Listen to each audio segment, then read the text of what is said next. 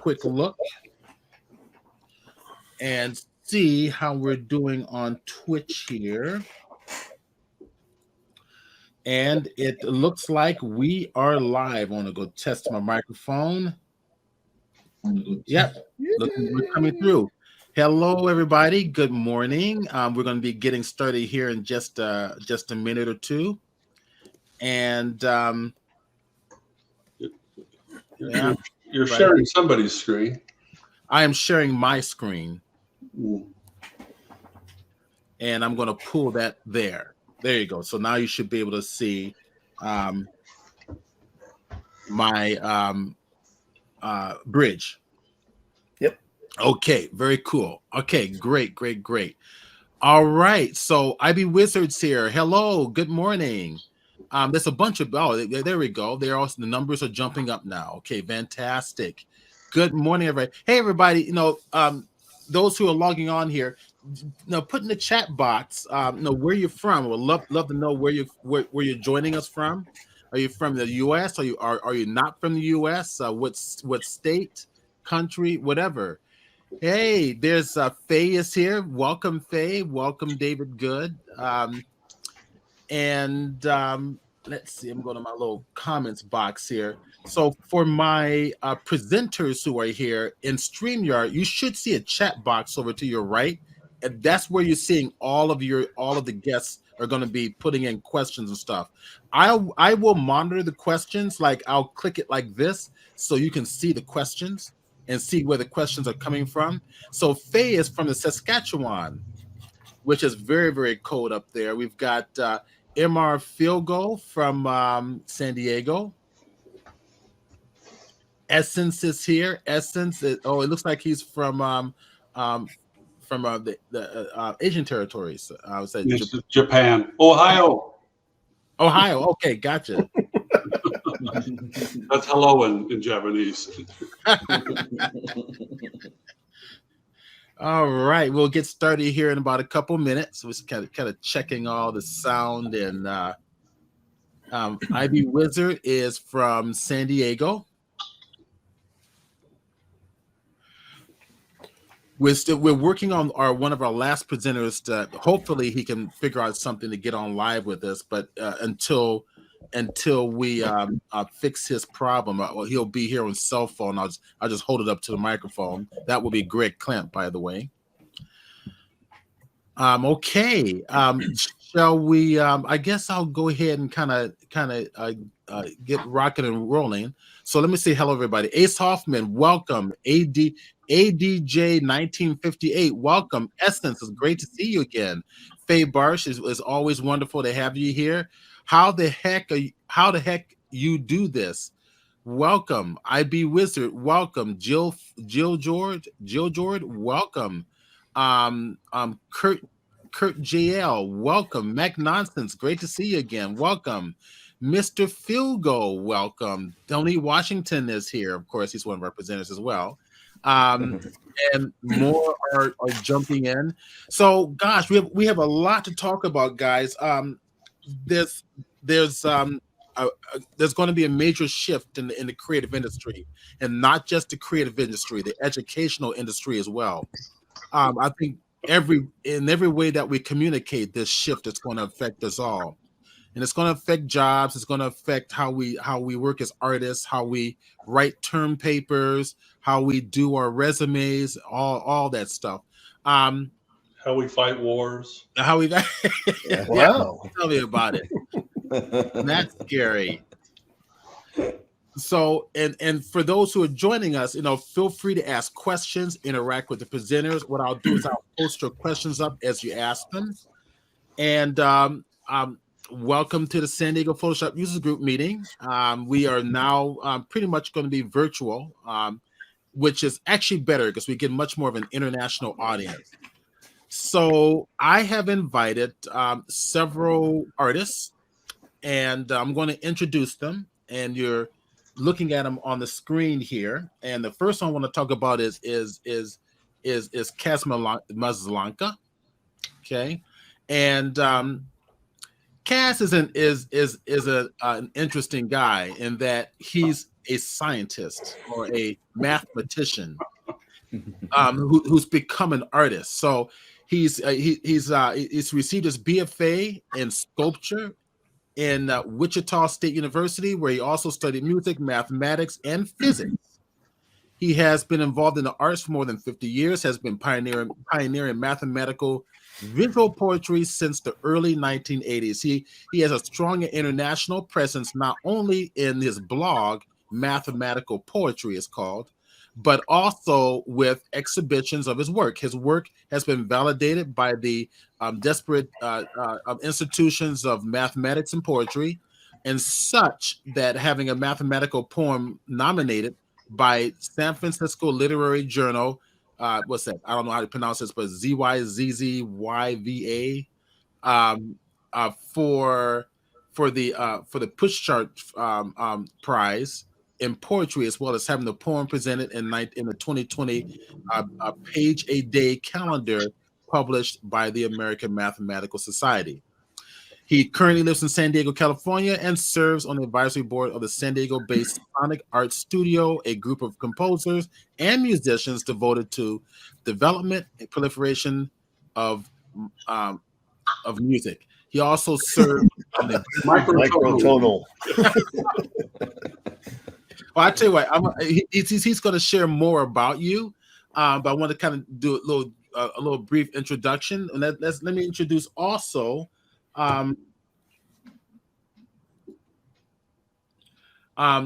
Larry Vogel. And Larry and I have been friends for a long time, a very long time. Larry has been involved in photography since 1976, and in recent years has become a multi-talented artist, using several mediums to pursue and express his creative explorations, including photography, ceramics, painting, and sculpture. Larry has exhibited his work since 1979. Oh my gosh, did I hear Greg come into the room? Oh. That's Velo. Okay, good. I'm going to let him in. That's Velo is there. And I'm going to mute your microphone because you have to turn off your cell phone. Okay, turn off your cell phone. Okay, good. Perfect. Thank you, Velo. Welcome, Velo. All right, let me go back. Malo. Malo. Hi. All right, he's here. Okay, you're in the stream. All right, now Larry, let's see. Larry has exhibited his work since 1979 and continues to exhibit nationally and internationally, including exhibitions at the Ansel Adams Gallery in Yosemite, California, the Susan Spiritus Gallery in Newport Beach, California, the Africa's Johannesburg Biennale. That's where Larry and I showed together. In South Africa Biennale. His work is found in numerous private and corporate collections. He was awarded a photographic scholarship from the Friends of Photography for the Ansel Adams Photography Workshop in 1983, which Vogel says he was fortunate to be able to attend, and it was the last of the workshops that the renowned photographer Ansel Adams was alive to teach. What an honor. Okay, cool. So let's I'll stop there for Larry. Let's go over to Anthony Washington, and all right. So Anthony and I is one of my most recent artists that I've met, and we've kind of become good friends over the years. And he's a San Diego-based concept artist, illustrator, and music producer with over 25 years of professional experience in comics, video games, and feature films. Some of the companies that he's had the honor to work with was Konami, DC Comics, Blizzard Entertainment, Upper Deck, Copeland Entertainment, Sony VSAG, Rainmaker Entertainment, Riot Games, Ami Animation Studios, Midway Games, among others, and also an illustrator for the ACLU of San Diego Imperial and various entertainment-based studios. So I'm going to stop there. That's an incredible. Wow. Yeah, it's wow, exactly. Tony's like on it. All right. So Greg Klemp is he's with me. on the cell phone here. He's having a problem logging in. Greg Clamp is a multimedia and graphic designer with over 40 years of digital and analog art. Oh, there he is. It's like he's in. There he is. Yeah. Greg is there. Yeah. All right. Now turn off your cell phone, Greg. Make sure, and when you speak, go. I can hear you. Say something. Greg, you say something, Greg. You can hear us, right? I think you can hear us. Well, we can see him. There he is. Perfect. We hear your voice. Perfect. Welcome. So one day I'm going to get Greg to shave his head, but that's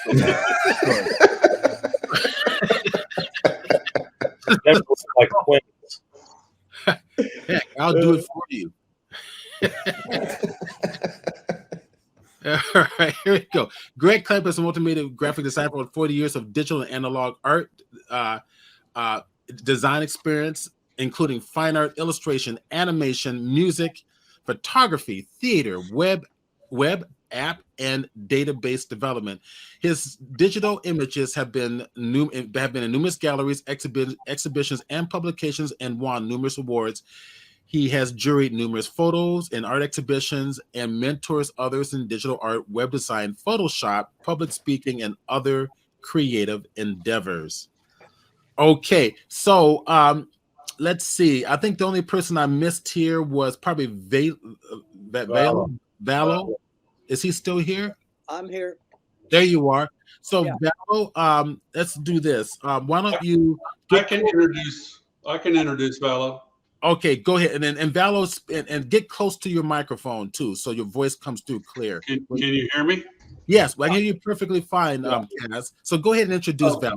So Valo Roberto has been an artist for well over 60 years. He studied at Yale University as well as Notre Dame. He moved to New York City in the 1960s and spent over 25 years there. He also, among many things, he was the director at the gallery at Southwestern College here in San Diego, specifically Chula Vista, California. He is a contract curator at the Oceanside Museum of Art, and he is also a curator at the Bonita Museum in Bonita, California. And I'm sure I missed a ton of other things, but he's quite the guy. You missed Troublemaker. Troublemaker. Right. So now, Kaz, I guess I'm going to kind of, we got a lot to talk about. This is going to help us to promote the in-person meeting that we're going to be doing in the Oceanside Museum of Art. We can talk about that later. But there's a lot of changes happening, and a lot of artists are really afraid. So Kaz, I'm going to kind of let you know, since you kind of spearheaded us coming together to talk about this introduction of this new technology, the AI technology. You want to share with everybody what's happening, what's going on? Well, I am by no means an expert on AI art. I'll start off with that. My primary interest, of course, is mathematical poetry and the epistemology of interdisciplinary aesthetics. But I have a bit of a math background, and I've looked into machine learning to try to understand the basics of how it works. And I can share what little I know, actually, but it's enough, I think, that'll get you a basic understanding of how this works, because I know there's lots of fears and a lot of people have misconceptions about how machine learning works. A lot of people think that programs like Midjourney and DALL-E and Stable Diffusion are gleaning other people's works and like copying, pasting images together, and that's really not how it works. So I can talk a little bit about, just like I said, to give you a little basic idea of machine learning. So if we were all to put like a blob of brown paint, we pick what we think is perfect brown, and Stephen puts a blob of brown paint on a canvas. I put a blob of brown paint on a canvas. Larry puts a blob. Tony puts a blob. Valo puts a blob. Greg puts. We all put a blob of brown paint on a canvas. Now the machine would come in and look at the different colors of brown, analyze them, spectrally, so it understands exactly what the color is, and then it would do an average of all of those colors, and then it would create a brown blob of paint. Okay, so none of our browns will be what the computer used. The computer makes its own brown. So, it didn't take anything specifically from us directly. So to extrapolate that concept further, like if we ask the machine to produce a basketball, well, it would go through a million pictures of basketballs, and it would do a statistical analysis of the pixel patterns in the image of a basketball. And it doesn't know what round is, but it does know what the pattern looks like of that shape. It also looks at the colors and does a statistical average of the colors and where the lines are in the basketball, and it creates a picture of a basketball based on a million other pictures of a basketball. So again, it's not taking a picture or a copying and pasting and putting it into the image. So there's been all sorts of debate and lawsuits as well. There's plenty of lawsuits out there right now dealing with is this legal? And I think what the argument of Stable Diffusion and Midjourney and those people are that it is fair use. Under fair use, you can transform images, and if they're transformed enough, that's the key. Then it passes for fair use. So that's part of the debate anyway. I think that could maybe get us started. So, any comments from any of the other panelists? Any thoughts? I appreciate that explanation, Kaz, because that I think it really kind of summarizes what's going on. And there is, I think, this whole confusion that it's just grabbing stuff and pasting it together to create something new. So I think that was a great explanation. Thanks.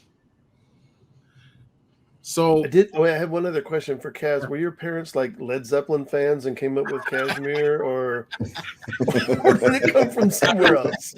My father's middle name, my grandfather's middle name, and my great-grandfather's first name. Got it. I grew up in West Tulsa, Oklahoma, in a neighborhood full of guns and Jesus. My dad and my mother was raised on a farm in doing wheat. So how I came out of those two people are still scratching their heads. Yeah, they said lead who?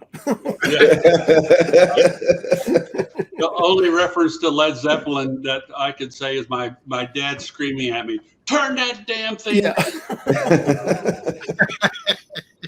All right, we cleared that up. Right. So I remember what my first introduction to AI was, I think several years ago, was where Greg Clamp gave me a call and said, "Listen, we got to get together for lunch or something with Lee Cozy, because we need to address what's happening with AI. It says AI is doing some very interesting stuff, and how do we determine what is AI and what is art that's been created solely by the artist?" Because he and I and Lee are judges at one of the largest exhibitions in the United States, I believe, the San Diego County Fair. and Greg and I and Lee judged the digital arts component of the exhibition. So now that became a concern. Do you want to kind of talk about that a little bit, Greg? Yeah, my first introduction to AI and art, it was in 2017, and an ex-roommate of mine from I hadn't seen or talked to in 40 years had gotten in touch with me, and he was teaching AI at the National University of Singapore, and he told me what he was doing and what he was teaching, and introduced me to the idea of neural networks, which are these algorithms that are designed to mimic the brain. And that's one of the pieces of what AI is. It goes and finds information, puts things together, and like what Kaz described. And I did a little bit of research, and I found this tool called Google Deep Dream Generator, where you could upload your photograph and apply a style of some painter to it, and it would combine them together in a few minutes and create something. And now this new generation is something completely different than that, because you don't even need an image to create something. But Stephen and I started seeing stuff coming into the digital art category at the fair, where there were a number of images that looked like Vasily Kandinsky. And this was a year or two later after I had that little introduction. And I wasn't interested in it because I'm not really interested in what the computer can generate. I work hard to make stuff, and I use the computer to make the stuff that I want to make. And so we started seeing this work that looked like Kandinsky, and piece after piece, that beautiful compositions, pixel perfect quality, really nicely done. There was nothing about it aesthetically that seemed wrong, except there were these 6 pieces that were apparently done by Kandinsky, and I couldn't tell what the artist who put his signature on the work was contributing to it. And I work really hard with my work to try to not make it look like computer graphics, and I don't know whether I fail or achieve that. You know, that's up to the viewer, but I work really hard to get my signature style into something rather than that of the technology. And that's with my personal work, and that doesn't apply to my commercial work necessarily. And so that's kind of where I got it. We didn't know what to do with these pieces in judging them at the fair, because it's not fair to the other. I spend 100 hours working on one piece. Now I can make 100 pieces in 1 hour with this new technology, and it's a different thing. And so that's just I don't want to take too much time. But that's sort of my introduction into that world. And now that category of digital art at the San Diego County Fair has been removed because of this confusion over what to do with it. There's an uproar in a number of shows where somebody's pressed a button, wrote in a line of text, pressed a button, and then submitted something, and somebody else has worked for 40 or 50 hours on a piece, and they're being compared side by side, and the guy who pressed the button won the award. So I don't want to judge that kind of show, because I can't. It has to be kind of a separate thing. And I don't mind looking at it on the wall, but as a juror, there's a difference. That's really interesting, because a lot of art shows, including a lot of we'll just take Facebook for instance. There's a lot of Facebook art groups or digital art groups that are banning art from their group. I think this would be a good time to kind of bring on Tony Washington. He was trained as a painter, so he right. Actually he does his stuff from scratch. So he's got skill sets that most people are going to think they don't need to have because they've got AI. I want to hear your thoughts on it. Yeah, I mean, it's definitely taken a major it's a major hurdle in my industry, definitely, and concept art and video games and feature production. I mean, a lot of major studios, not to name any, are using AI generated art in pre-production now. That's, you know, a position where myself or other artists would be, you know, within the concept development team or early development with those teams. So seeing that, you know, there's producers that will just use AI generated prompts to come up with the looks of, you know, these movies now or video games or whatever the entertainment that we're doing. And then so they have scaled back, unfortunately. They've had to let some of the artists go. And in some instances, that's not every studio doing this. Some, echoing what you were saying, that they're banning it. Some studios do not use AI art, and for that reason, they want, you know, trained artists to go in there and do this, not someone just typing up a sentence and coming up with, you know, a poster for a major motion picture or any of that kind of stuff. So it's definitely taking a major. It's put everyone on notice, especially how good like Midjourney and Dolly's have gotten. Everyone, and it's not necessarily everyone's panicking, but you know, to go back on what, you know, pretty much all of us have been saying about lawsuits and fear and all that kind of stuff. It's definitely apparent at this point because everyone can do it now. So I mean, for me, I it's important that I keep trying to push my own personal style, almost how, you know, Greg was talking about, making sure that it feels like it's not CG. It feels like there's some kind of paint or illustration or something that can differentiate what I do as an artist. So, and that's pretty much what a lot of the major studios are doing already. You know, even in comic books, there's people trying to do AI comics and try to get them copywritten, and then it doesn't work out for them in the end because they have to prove it. So, so it's going to show that, you know, all of us, you know, and who do this stuff traditionally, there is an absolute place for us forever in this field, but I can give an example that happened to me just, it's happening as we speak, but a client I was working with, I designed a poster for them, and they, the producer on the job, I thought I was going into an approved layout, an approved concept. And so I did it. And then all of a sudden I get an email the next day saying that the director actually wanted a completely different look. And I'm like, wait a second, I thought I was doing an approved layout. What's going on? So they decided to go in and AI generate what their idea was. So, and then they gave that to me. And then I literally am redoing the piece based off of an AI generated sketch. So I'm just like, okay, this is. Oh, wow. That's interesting.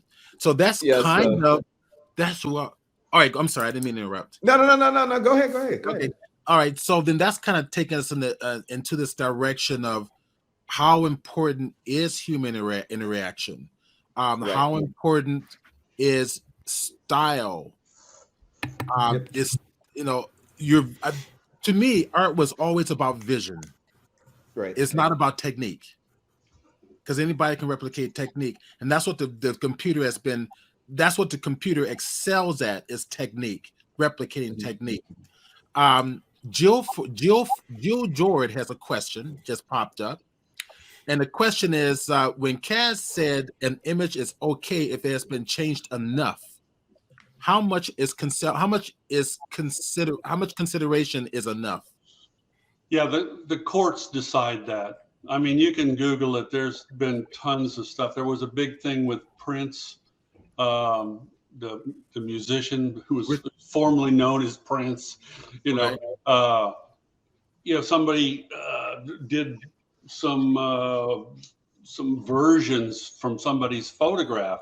I mean, they literally took a photograph, modified it like it looked like it was done maybe in Photoshop. I don't know which software, but it's clearly using that photograph. I mean, the one of President Obama, that what was it, Shepard Fairey? Yeah. Did, you know, that, you know, right. Came up in the courts, as well as even Andy Warhol's Campbell soup cans went to court as well. So yeah, you have to I think if you don't make enough money on it, nobody's going to pay any attention. But if you make some big money, the courts will probably get involved. So yeah, you have to modify it enough. And this AI stuff, this machine learning, is really not even. I mean, it's really. I mean, modifying. It's not even taking the image directly and modifying the image. It's modifying a concept, a statistical process from looking at the image. So that's really a big transformation. So I really doubt that these lawsuits against Midjourney and Stable Diffusion are going to stick. That's Right. my opinion now, for whatever that's worth. So the technology is moving ahead, and there's nothing we can do about it. Vala, do you want to say anything? Introduce your thoughts on this. Well, I tried to put this whole thing together at OMA just to learn. Really, I'm not a user. I don't know the software. So for me, it's a learning curve, and I'm hoping that we can really get to the core difference between what an analog technological paintbrush is between a hand-yielded paintbrush. I think that's really lies at the crux of the matter at this point, although it seems to be moving past that quite a bit with animation. So I don't have much to input. I'm going to listen more than I'm going to say anything. All right, now I want to interject something, if I could. So this whole thing that I don't know if if your group knows, but we're doing this same a very similar panel discussion at the Oceanside Museum of Art in Oceanside, California, in March. This came about from a conversation. Valo is a curator at that museum, and Larry Vogel is the nucleus of the Artist Alliance group at the Oceanside Museum.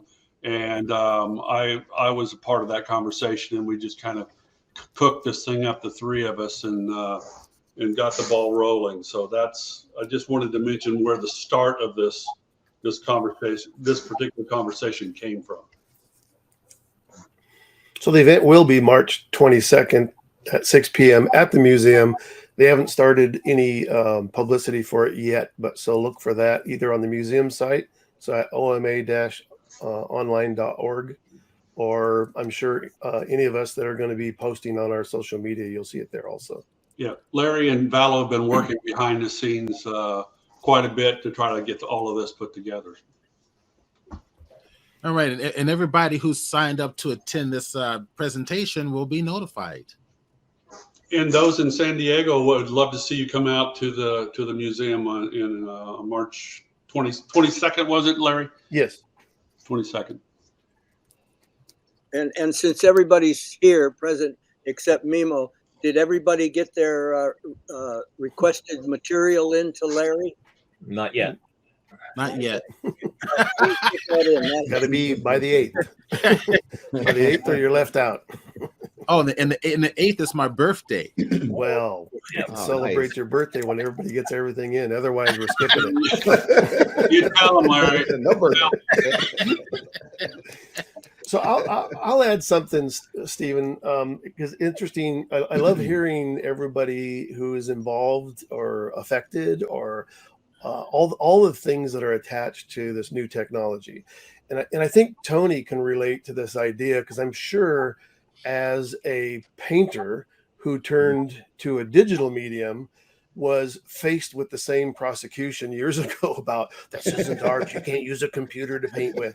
I'm sure that was all there. And every time the technology has advanced, it has always been met with this, oh, but wait, this is not real, or this is not real art. And to speak to the idea of time and effort to produce an art piece, does not equate at all. I've always loved the comparison, and if you know the artist, that's great. If you don't, Thomas Kincaid, who painted those cute little cottages in the woods all those years, for all those years, compare his thousands of hours that he used to paint those things to Robert Motherwell, who does a single gesture stroke on a canvas, very much like Chinese calligraphy. I will take a Motherwell over a Kincaid any day of the week. And so I've always felt like, well, yeah, we can't use those things to really gauge whether it's real art or not. And I think that that's where really, especially as artists, we end up in trouble as soon as we try to fill in the last part of the sentence is art is ... And I go, we always get in trouble when we try to complete that sentence because it's impossible to tell.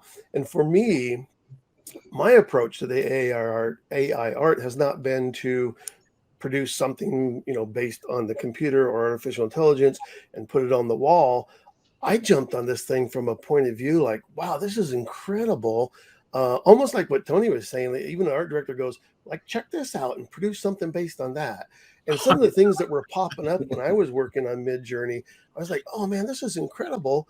What could I do with it? And so I'm looking at it as a collaborative effort where I'm creating artificially intelligent, generated things from my prompts that I'm then going into my photography and compositing images together. And so far, I mean, just a handful of things that I've done, I am just blown away by it. I mean, just this idea from a creative point of view of somebody working in collaboration. Now, if I told you, hey, Tony and I are collaborating on artwork together, everybody would go, that's really cool. But if I show you something and say, oh, by the way, my collaborative person happens to be AI, everybody wants to go, oh, okay. I don't think it's any different. It's not. That's where I am. Well, go ahead, Greg. I think you want to say something. There's a piece of this that I have to accept as an artist, that I have this is my personal preference, that I choose to work a particular way. If I'm working for somebody else, I've got to work their way. And this is something we're going to have to adapt to. But I do not respect my photography even remotely close to the art that I do by hand. I don't even respect my digital work the way I do my printmaking. But I don't do printmaking because it means I have to play with inks and clean up and all of that. So I don't want to do all that anymore. So I do recognize a difference, but I do recognize the story is really important, the composition, the quality of the image. And if I take a good photo, that good photo it's still good, even if it took me 2 hours instead of 100. So Larry's absolutely right. The time doesn't really matter. It's the story. It's what you're conveying. If you're putting it on the wall or you're putting it in a gallery, it's what you're conveying to your audience. Yeah. There's a lot of things to learn and adjust to. Yet, Greg, you said a while ago that you were lamenting the fact that someone put 100 hours into it, a piece of work, and now you're saying that it's not that time. It's not important. Well, to a viewer, it's not important. To me, and this was my point, was that as an artist, to me, it matters. And in talking about it, it matters. But to somebody looking at it on the wall, we need to educate. This is why we're doing this, people need to be educated about what this is and what it's not. And just like, people didn't accept photography. Some people didn't accept photography, didn't accept digital photography, didn't accept digital art on different kinds of digital art at different stages. Oh, it's photoshopped. I writing about this morning. I used to go into galleries to show my work, and I'd hit this wall. Oh, we don't accept computer generated art, and I'd have to explain. The computer didn't generate this. I use this tool. Paintbrushes and canvases do not create paintings. It's the artist. Right. And now we're generating, the computer and computer technology is generating art. And AI is the next step in that process. It can Well, be- that's interesting. Now, Don Reedy has a statement here. He says, "Question: Are we diminished by the tools we use to create?" Greg seems to be saying yes. Larry, no. Well, Greg's wrong. It's not. No, this is the beauty of creativity. I think the idea is, and this is sort of, I think I've heard this discussion too. The thing that will come out of AI are people who just, they're typing things. If you've ever been on Midjourney and just kind of go through the open forum and looking at what people are producing, it's just a lot of it's a bunch of junk. And like, oh, what if I typed in a duck walking on clouds with mustard on its head? All these weird kind of combinations, and see what it does with that. It's like, yeah, okay, so what? Would you repeat Daddy- that again? Look, I want to. I don't think it could. But the idea that people are playing with it. But then there's hopefully another sect of people who are creating with it. And back to the tools question is that's exactly what all these things are. They're just tools, and the tools in the hand of a creative person, or a person who works creatively. It doesn't matter what the tool is. And even like in my description on my bio is like, over the years, I mean, I began as a photographer, but over the years, I kind of fell into all these other things to investigate these other disciplines, ceramics and painting and sculpture. And for me, it wasn't like, oh, these are all different. They're different materials, but there's still a thing for a creative person to work with. And there's an interesting thing, I think, about what we're talking about, and Greg brought it up about the fair. We can sit in the back room of our studio or a house or whatever, and we can put something together, and we think it's like the most amazing thing we've ever seen. And there were no rules to what I was doing. I could, in this case, Midjourney comes along, and I'm playing with Midjourney, and I create this thing, and I'm going, this is amazing. I'm blown away by this. But then all of a sudden, I walk out of my studio and I hold it up to the world to look at. And now I have to deal with their comment about what I've done. Is this valid? Is it invalid? And exactly what Greg's saying, as soon as you decide to put something into a contest, there are going to be rules that you have to play by. And you're not necessarily in a position to change those rules. So clubs and competitions, those are their rules. And if they say, no, you can't do this, then you can't do this. It doesn't mean you should stop doing it. So You just then, have to find a different place to play. so then, Larry, it comes down to what you as an artist is doing it for. Are you? Is your work for competition, or is your work to show the world?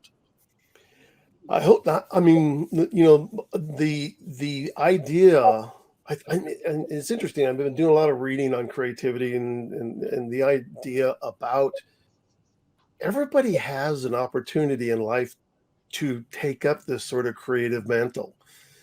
It's not something that people are born with, and no, I didn't get the creativity gene. It's that thing that if everybody is excited enough, or they start to get into it, and that's why I love these organizations, is people find like-minded organizations, and it gives you a place to share and play and communicate with other people what you're doing, and it feeds back into you as a person. And I've always said this idea about if we could go out and we could be people inspire us, and we inspire other people, like-minded people. And I think everybody has that ability to be inspired. You just have to work at it. I mean, it's the 10,000 hour concept. I can make a noise on a piano the first 10 minutes I sit down there, but 10,000 hours later, I'm making some beautiful noise, right? So that's kind of that thing. You have to really get into it. Isn't it also kind of what happened with photography when we transitioned from film to digital, right? Yep. It excited everybody. Everybody and their mother now has a camera. The wedding business took a dump. The commercial photography business took a dump. And now the money went into the hands of people who knew very little about photography, but who cared, because it excited everybody. And it's interesting. Somebody just put up a comment. IB Wizard put up a comment about web pages and the early days of the web. People hand coded web pages, and I did that for a long time. And then it's much easier to build them. And you know, at some level, you probably still need some code to really maintain a good site. But I started doing hand coding art with CSS and HTML that looks like it was created in Illustrator or Photoshop just for the exercise of doing it. And there's a different creative process in that. It requires really thinking things through. And again, that's a personal preference to do that. And it's something I can show off to clients, although they really don't care. But it's another medium. And so there's a place where I always do things the hard way.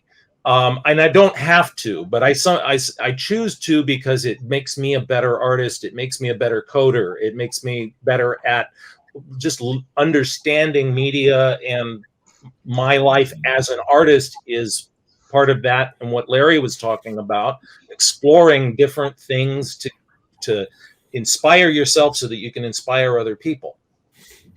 And Midjourney is all of these applications are ways to do that, and they're not. It's easy to let them be crutches if you want to, but it's still a good starting point for ideas, and then do what you makes it yours and makes it different and makes it special, and share it with the world. So Don Reedy one has made a comment. He says, Larry hits it out. He uses the word contest. In a contest, we apply rules, and thus AI can be integrated fairly. But if art isn't a contest, but something deeper, not monetary, not ribbon seeking, then AI is a disease in his No. We need to bring it back in the park. We love Don. We love Don. Don is our friend. I think Don's playing the role of a protagonist here. Yeah, no, and I love it. I love it. But I want to the thing that I as soon as Larry mentioned the word rules, a flag went up for me. The rules are basically aesthetic values. That's what the rules are. Like every judge carries their own aesthetic values with them, and that's what they use as criteria to make their judgments. And everybody has a completely different set of aesthetic values, and that's why it's a crapshoot whenever you put something into a contest. Because if your values don't match the judge's values, it gets kicked out. While a whole group of people that share your values say, what happened? This person's brilliant, but his work just got thrown out. Well, it's all because of the different aesthetic values, which are the rules, and the rules are changing, and they change all the time. And AI is changing the rules. I mean, painters hated digital art because they wanted to use the aesthetic values of a painter, and digital art was not, cutting out effort again. And now AI is up the game even more. It's cutting out even less effort. But I do want to get back to a couple of the comments because they were kind of in opposition. One person is like, hey, I'm using Midjourney and it's creating all sorts of new source images. And then another person is saying, Midjourney is like a crapshoot. You're not going to get what you want. And I've experienced that as well. Whenever I have a clear vision, it's very, very difficult to get Midjourney to give me what I'm envisioning. It's more of a landscape for experimental art, which is basically experimenting and being open to whatever it gives you. But tell me, standing in front of a blank canvas isn't any different. It's a crapshoot. How do I know what I'm going to get at the end of the day? There's a huge difference between perceptual art and conceptual art as well. I mean, when you start, approaching painting like that, that's one way of doing it. But someone who approaches it from a conceptual base has an idea already in his head and wants to convey that idea using the visual language of art or a lexical language or whatever they want. And that's another different aesthetic values. There's one to approach the canvas as a blank canvas, and there's another one who says, I've got an idea, I want to express it. Focus on the journey, focus on the destination. Two different ways of approaching it, for sure. So Blend Wave has made a comment and a question. Where is the value of AI? Imagine if Stephen Hawking had access to AI. Not only do we see what he expresses, he has an artist ownership to something. My thoughts at the moment. I mean, I think there is I kind of go back to what's happening currently with one of the jobs I'm on now. The director doesn't necessarily draw, so they wanted to be able to figure out a way visually to show what they have in mind, and then let what I do as a profession to take it to the next level. So I do think that there is a place for it. It just needs to. I think for people who don't necessarily do art, they want to be able to express, especially in a production sense, express an idea or a concept, and to hand it over to artists like myself to be able to to take that piece further, and to be able to not necessarily iterate, but create something original based off of that concept. So I do think there is a place for AI. I'm personally, I think it's wild to see what's coming up from just a sentence personally, but to me it does make it a little bit easier to see what someone's trying to have, and instead of trying to just give me a sentence and just go with it. I like to see what they have in mind in general, and it gives them a little bit more confidence, and when it makes back and forth, especially when it comes to revisions, a little bit easier, because they're able to at least give me a starting point to work from. So I do think there is a place for AI, and going forward, I have a feeling it's gonna be here to stay. I don't think it's never gonna disappear. So I do think it's great for that sense of production, but heck, in a way I've already used AI in content aware filters and stuff like that in Photoshop, so it's already been here. Right. So hey, every time you type a text on your phone and it gives you a substitute word or completes a sentence, right? You go, oh, that's saying it better than I could have. I'll use that. I meant to say that. Yeah, exactly. So we've all kind of been using AI already as a society, as a world society. It's just now we're freaking out about, or it's been using us. Yeah. Yeah. Or hasn't. I mean, it's all this fear and alarm about AI, and then I just happened to finally watch that movie Megan last night. Which was ridiculous, but it was just, if you build a machine, it doesn't mean it's going to become self-aware. So artificial intelligence may be a misnomer. Well, there's different levels of AI, and that is artificial general intelligence, as I understand it, which doesn't exist yet, where machines are able to think for themselves. And really, we're one of the things that we've agreed on with our panel at OMA is we are talking about a very small subset, which is this very accessible level of text to image generating AI. I think that's generally where we're at. I mean, it will be something else tomorrow.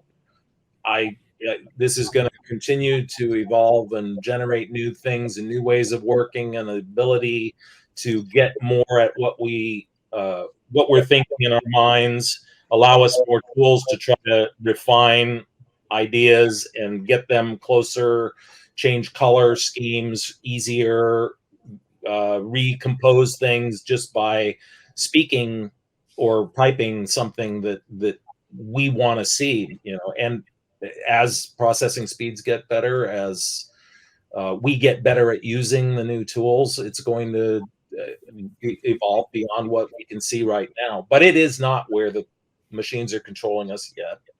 So at least we got a few more. Well, I think the cool thing I've always said about being a creative maker is that no matter what I do, at the end of the day, nobody dies. There's nothing that I'm going to do that's going to end the world or anybody's going to lose their life. I can get up in the morning and I can start all over again, and life is good. So Don Reedy one says, Tony says AI is a starting point. Is that in that he echoes every author who has read thousands of novels to gain an and understanding of how to express and think. I mean, I'm not against AI art. I'm not. I mean, there's a lot of artists who are 100% against it. I mean, I've seen, for those who are on sites like DeviantArt or ArtStation, where they literally post up a big old band of AI art in their profiles, and I'm just like, I don't think I don't see AI art trying to take over all of our jobs. I just see it as I mean, I've seen in the comments people using it as your references, to be able to build their library out and use that to be able to go use that as a starting point and move that into their own path and how they create. So for me, it worked really well in this, and this is literally the first time I've actually done that. Where the art director will give me just an AI prompted art as a sketch, and then let me run with it. It's way easier to communicate that way for me, because I could see the kind of the mindset where the art director is coming from. So it's a lot easier to go back and forth like that versus countless emails of going back and forth and trying to fine tune something. So if I see what I learn visually. That's how I work. So that's cool. So it's making your job easier in the short run. It's making my job easier, right? Very interesting. So I don't see. Yeah, I understand the fear within the industry, and I understand that unfortunately there are jobs lost because of this. But I do think that there are ways to use this in an artist's advantage to be able to help to refine what they do as a creative. I don't personally use tons of any AI stuff in my work, other than, like I already mentioned, content aware filters. But that's in my art. I have replaced in matte paintings for features. I've replaced trees with content aware and removed things. So there is a place for it for sure. But so I just think that it is a starting point. And I just don't think that I totally want to definitely bring up the whole competition side of it. I've seen it all over the place, and just to see exactly how if competitions like here in San Diego and worldwide are I mean, I've seen multiple just remove digital art from that out of fear of having an artist get in there with a prompt and win, because it's happened.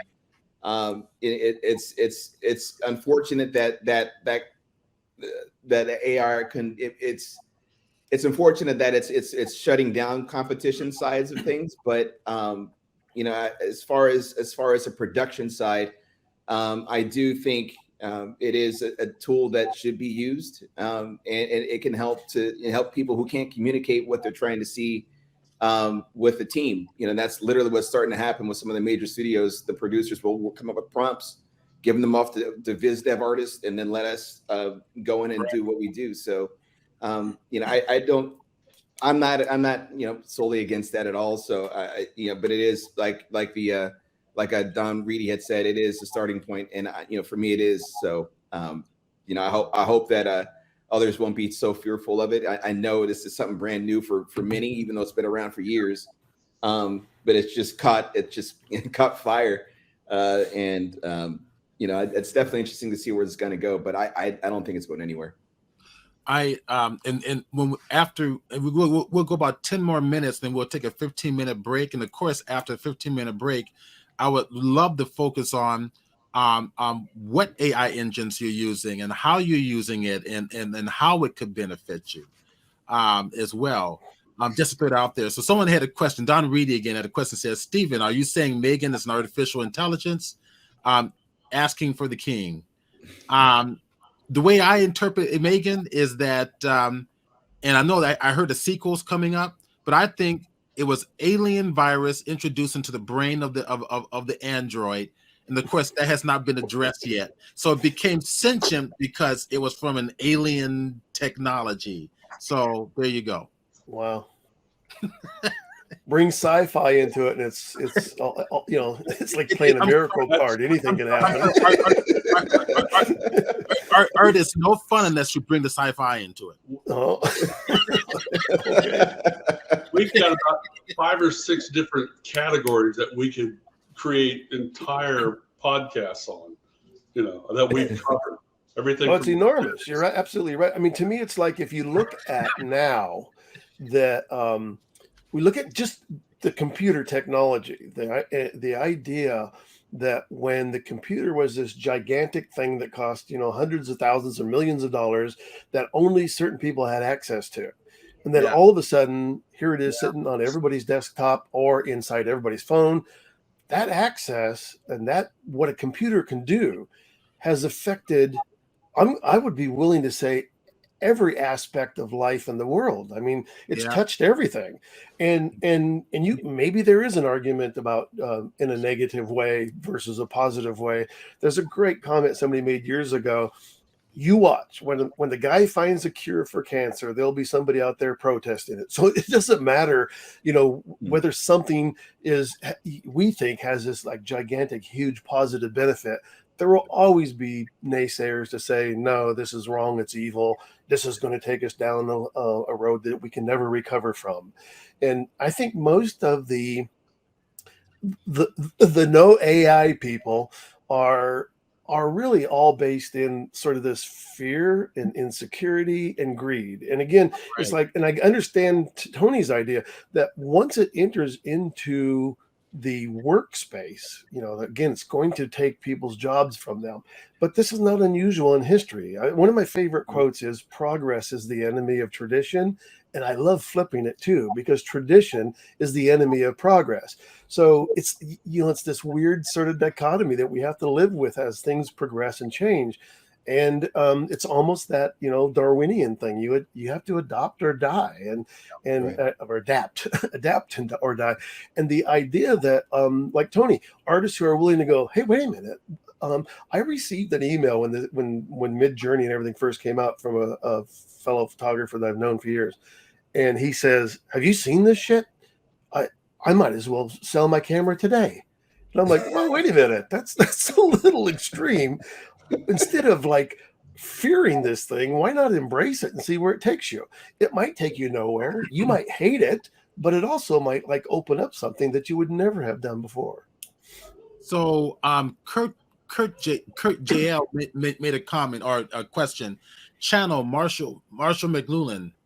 So I guess his philosophy is the concept of the medium is the message. Say that again. The medium is the message. The medium is the message, like the medium of oils, the medium of digital, the medium of stone, the medium being found objects. It can be, but it doesn't mean that it always is. I think, like Greg said, or Kaz was saying, this idea between sort of a conceptual art versus the perceptual art. Perceptual, yeah. That's Saul LeWitt's terminology, by the way. Saul. I have a tendency to think that the medium is the inspiration for why one does art. The basis for why one chooses oils and why another person chooses steel and another person chooses digital. I think it's the inspiration, but I don't think the medium can be the message in some cases. I guess using electronic media, like you go to some of these concept art shows and museums, and the artists are using 100 different televisions with screens, and the screens are all showing something different as a concept. That it works in that medium and it becomes part of the message. I guess it can be mixed, huh? Yeah. McLuhan said that the media massages the culture. It massages the culture. In other words, there's a certain negativity that he was expressing about media that we have to be careful for with any technology. Oh, so we're saying media, not medium. I'm thinking media. About materials. Yeah. Right. Huh. I was writing about the technology and these advances the other day, and I was thinking language was one of the first technologies, communication technologies that really revolutionized how we interact as human beings. It helped people survive. It helped people communicate with each other. Different languages appeared and fell throughout history in different places, and people said our language is the right one and yours is the wrong one, and we need to follow this, and we still do that. Everybody has to speak English, and some things work and some things don't. But then, there's writing, there's another medium, there's another technology, there's printing, there's publishing, there's photography, and all of these different things through time transform us as how we can interact, what we understand, the language that we create expands how we think and what we think. And as we develop these new media, we think differently, we think more broadly. Hopefully we don't, but we also have the chance, obviously now we can misinform each other much faster. And as this technology rolls along faster and faster, and if we don't stop and breathe a little bit and understand it and teach each other, then we do risk some of those, the misinformation, the deep fake problem, the ability to write anything you want by just putting an idea in the computer and add to the billions and billions and billions of terabytes of information that are going to be created by AI. And more information isn't necessarily better information. More art isn't necessarily better art. But it's going to happen. And so what do we as conscious artists do with it? And how do we talk about it and keep talking about it and understanding it and sharing it? Which is why these conversations are just fascinating to me, because there's so many different aspects to it that are important. So we need it in making an analogy where Adobe created the raw format, which the raw format can never be edited. Therefore, in the court of law, we can tell what is real and what is not real. Then we need an AI engine to detect AI.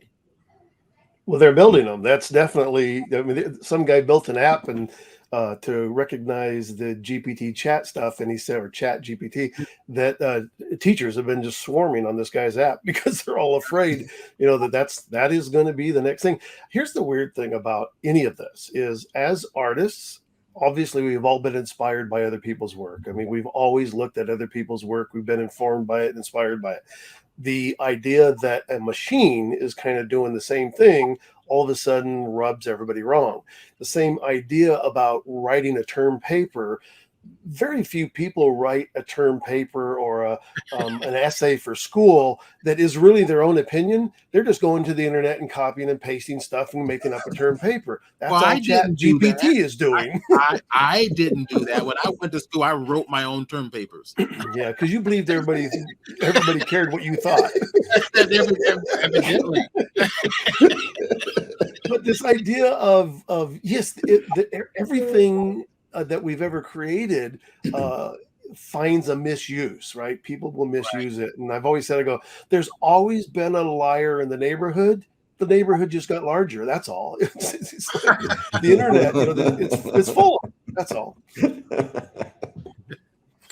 But then what does that do to the intelligence of society? If the AI writes a term paper, therefore you never really learn to exercise your brain to pull together your thoughts yourself. But then what is that? Well, how does that affect society? How does it affect the learning capability?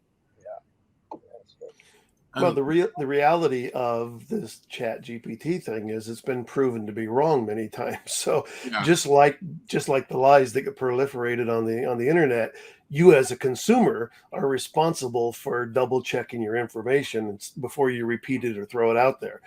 They showed an example of where Chat GPT wrote a paper on Hillary Clinton winning the election and becoming the 45th president of the United States. Well, we all know it didn't happen, but GPT was fooled somehow by writing this paper. If you turn that into your teacher, you would definitely be wrong, right? So it's like, yeah, you are responsible. So Kurt JL has made a statement. Photography, photography invented photorealism, science, journalism, etc. What's AI inventing? Well, or reinventing. I mean, it's an interesting. It's almost a Dali-esque kind of world, right? I mean, it's this where anything can happen. Yeah. one of my favorite quotes is from Gustave Flaubert, and it is that of all the lies, art is the least untrue. And I've had that on my walls a lot of times through the last 30, 40 years, and just something to remember that everything that we talk about in general is kind of a lie. It's our own perspective. Art does not pretend to be real. Right. It does. We do photorealism. But we know it's art. We know that poetry is poetry, and we by having that be what it is and understanding what it is, we understand that it's not meant to be totally true, but to represent something about a perspective of the world, going to what Kaz was talking about. And yet then art, writing factual stuff has an arch to it. Writing facts are important. Truth is important. But what is that? What is the nature of that? Right. It's something that I'm not trying to tell lies with my art, but I'm trying to make them more true or less untrue, and try to get to something else human behind what I'm creating. And if I'm using AI to do that, or any other tool to do that, then I think I'm doing the right thing. So Ivy Wizard made a statement here. Just thought that, is this not similar to the painters versus photography when the camera first came about? Yes. Yeah. Yeah. Photography was the end of painting. Who would ever hire a painter to do a portrait ever again? Right. Yeah. I just want to point out, you've got my art up on the screen there, and the one with the moose, that was the two other pieces are my illustration. This one, my prompt was a puce moose lets loose with a chartreuse goose and an obtuse mongoose. Well, that was you that wrote that. And it generated 3 separate images, and I put them together in Photoshop, and because I tried to illustrate this and I couldn't draw the moose properly, and it wasn't coming together, and I gave up on it years ago. But this helped me get to something. So tell me, that prompt that you wrote was not creative. Exactly, I know. Yeah, but that was the creative part, and I couldn't render it myself to my satisfaction. Yeah. So now I'm getting there. Wow. So That's really, awesome. I'm seeing AI as a form of poetry. It kind of you start putting your thoughts together in a form of poetry, and then the AI engine spits out something visual. Yes, it does. Yeah, exactly. But it doesn't have to be. I mean, I think Greg's example was very poetic. But you can take a risk and put in stuff that's pretty abstract, like the idea of whether it can deal with sort of abstract or emotional phrases. Does it really understand that? And it doesn't matter whether it understands it or not. It doesn't come back and go, sorry, I can't generate anything from that. It still does. And I've done that before, where I put in prompts that were more sort of abstract, or like using a word like seeker, like I'm looking for it to create a character using the word seeker. And it actually came back with things that were very relative to that sort of idea. So you start, this the interesting thing about it, the deeper you get into it, you also start learning how to work with it. Like your first attempts are really kind of clumsy, right? And then the more you learn about writing prompts, and reading other people's prompts are amazing. I mean, you start looking in that sort of open room where you can see what people typed in and what they received back from those prompts. It's such an educational process. And some people get very technical about things you have to put in your prompt, and other people are just like, pretty vague about it, and they're still getting amazing results. So it's a learning process, just like any other tool would be. Then they'll come back. So that Twitch does that from time to time. But we had a pretty much a holding number of 35 people so far. So see, the numbers are going up already. Yeah. They're all starting to come back in, and I'm going to put out a little note that to Facebook and social media. You guys are welcome to do that. I'll go ahead for your convenience to put into the chat box the link to inside the private chat for my presenters here. You can take this link and send it to all your social media on Facebook and Twitter right now. That everybody know that we're back from break and that we're going to be getting started. I'll do the same on social media and just to kind of get the word out there again. So, okay, all right. So, where is the link at? Yeah, I don't see look in the private chat in your chat box. In fact, here I'll put it into the main chat box. Is that the Twitch / Chrome Illusion? Yes. Okay, so Yes. I've already got it. Good, yeah, and go ahead and send it out to all you people saying that we're starting the second half of our presentation. As I will do the same. I'm gonna go back to the comments here. Steve, need to click on your stop sharing or your hide button there, The hide button for my screen. where it says sharing your screen. There's a stop sharing or a hide tag there that you can click on the word hide, and we won't see that warning anymore.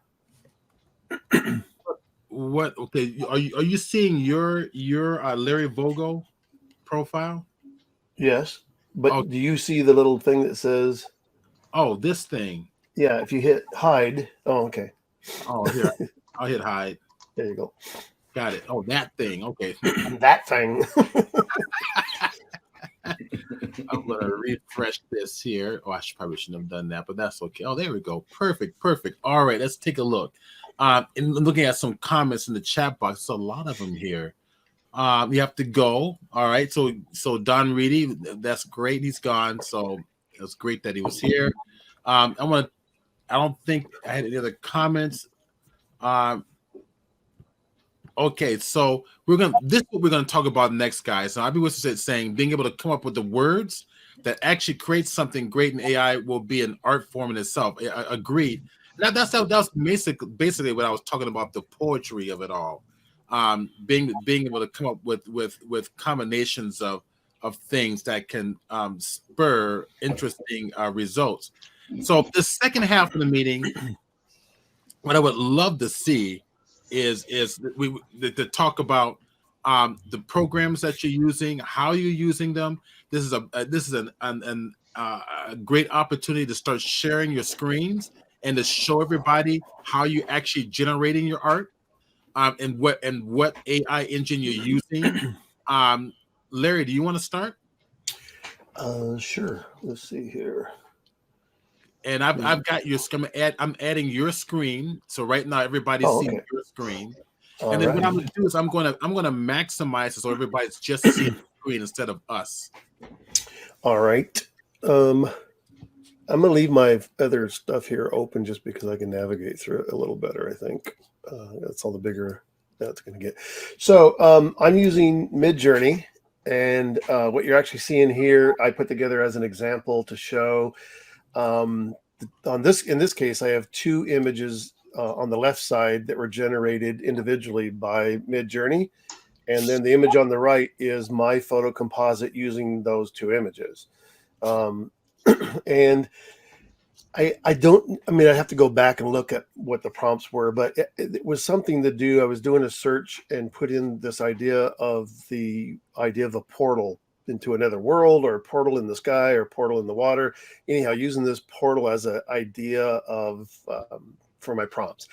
And you can even see on this top circle that kind of appears in the sky, it wasn't even I didn't get a complete circle. So I ended up doing the rest of that in Photoshop, reshaped it. And then some of the light rays were my own. The figure in the bottom is my own figure, one of my own photographs. And the lotus blossom is one of my own also. And this one is called Guardian of the Sacred. And I've used this guy that's on the bottom in several different photographs, composites that I've done in the past. And one of the things that I'll point out that in this idea of working sort of together and with artificial intelligence to composite a final image together. I never wanted to make it feel like that I've done this whole thing all by myself. So at one point, I asked artificial intelligence to show me its signature because I wanted to include it in the artwork. And it's kind of hard to see, but it's down here in the lower right-hand corner of each of the pieces. And what I ended up with was I made a chop. So one is my initials, LAV. I'd use that on a lot of my sculpture stuff. And the chop on the right-hand side is what the artificial intelligence showed me as their signature. So I thought it was really kind of a cool idea to go, okay, so now we can both sign every piece that I put out. So that's the idea behind that. so a second image, was another portal idea. And I didn't even put in the word fire. I mean, it came up with this idea on its own. And I was like, oh my God, this is an amazing idea.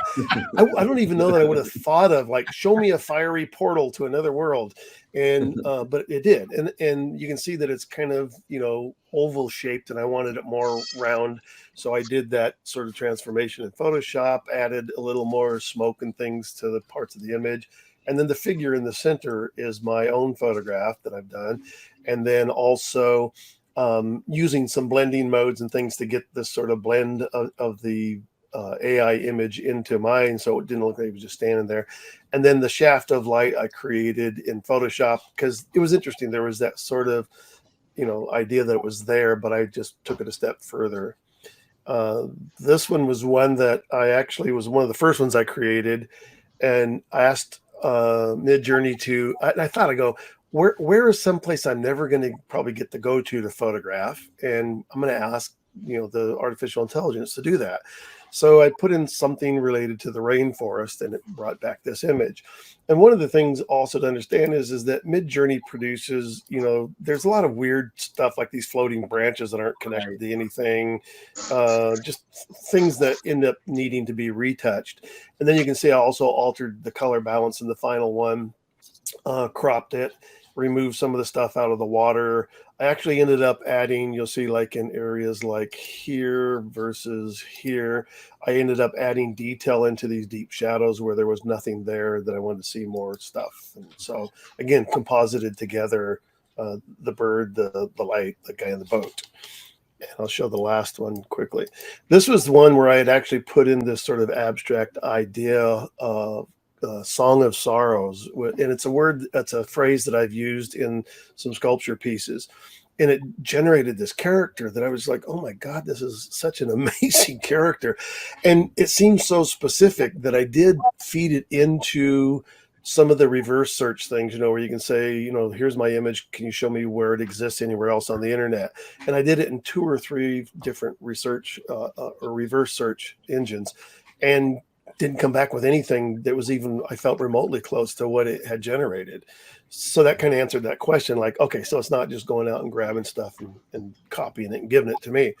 So I ended up widening the opening in the archway, added a little more fog and smoke, put the soft focus church in the background. And the symbol on the back was a separate request that I did to the artificial intelligence. I asked it to show me a symbol that means hope. And because I have this weird saying about hope, I won't repeat it here because it's not general, it's not G-rated. But the interesting thing about this symbol was that when I looked up hope, did searches for it, the butterfly comes up as a symbol of hope. And that was the only thing I could kind of like go, okay, so it must be doing this symmetrical kind of a pattern to working off that idea of the symmetry of the butterfly. It's the only thing I could come up with. But so once it did that, I actually loved this character. You can see, and I redid his pant line and stuff to make it look a little cleaner. Once it generated this hope symbol, and I loved this character, I went back to this image of the guy in the boat and added the symbol on the back of his coat. So this is sort of, for me, going to be this reoccurring theme that I'm working on, this kind of hope and series, anyhow, these characters. So that's what I'm doing with my Midjourney. Nice. that all you're going to show us? That's it. Just want to tantalize you with that. That's really interesting. I love it. Absolutely love it. Larry, what are you hoping for? Well, so it's I wish I always considered myself agnostic, not always, but came to the point where I consider myself agnostic. And the phrase "wish I knew," I call that the agnostic's prayer. So there it is. So that's what I'm hoping for. I'm hoping to know what other people pretend to know. Very good. So someone as IB Wizard posted a question. What about AI? What about copyright AI images? Yeah, I can answer that. If I Go ahead. Go for it. Yeah.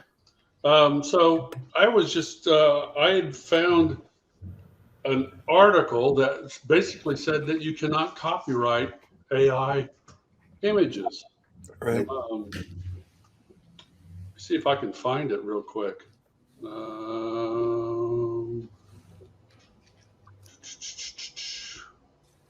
Well, I don't want to get everybody going, but anyway, there is information out there where I read that you can't copyright an AI image. I think it's just a matter of time once the courts again, reinterpret what's going on. I just think right now the technology is moved faster than the law. But see, what Larry just did is not right an AI image because he has modified it in ways. Right. So I'm less concerned about.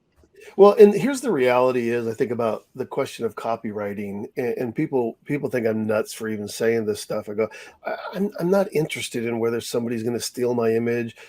As a creative maker, I can't put my attention and my focus into how do I protect myself from all of this, because the reality is you can't. I mean, there's no way you'll know if some guy in China is selling your posters. I mean, it's going to happen. And I'm more worried about making my next image. If you're lucky, it's going to happen. Exactly. I always thought, if somebody can figure out a better way to market my images than I can, congratulations, because I'm not doing a very good job of it. that has always been my attitude toward artists. I want to focus more on creating. You can't. Yeah.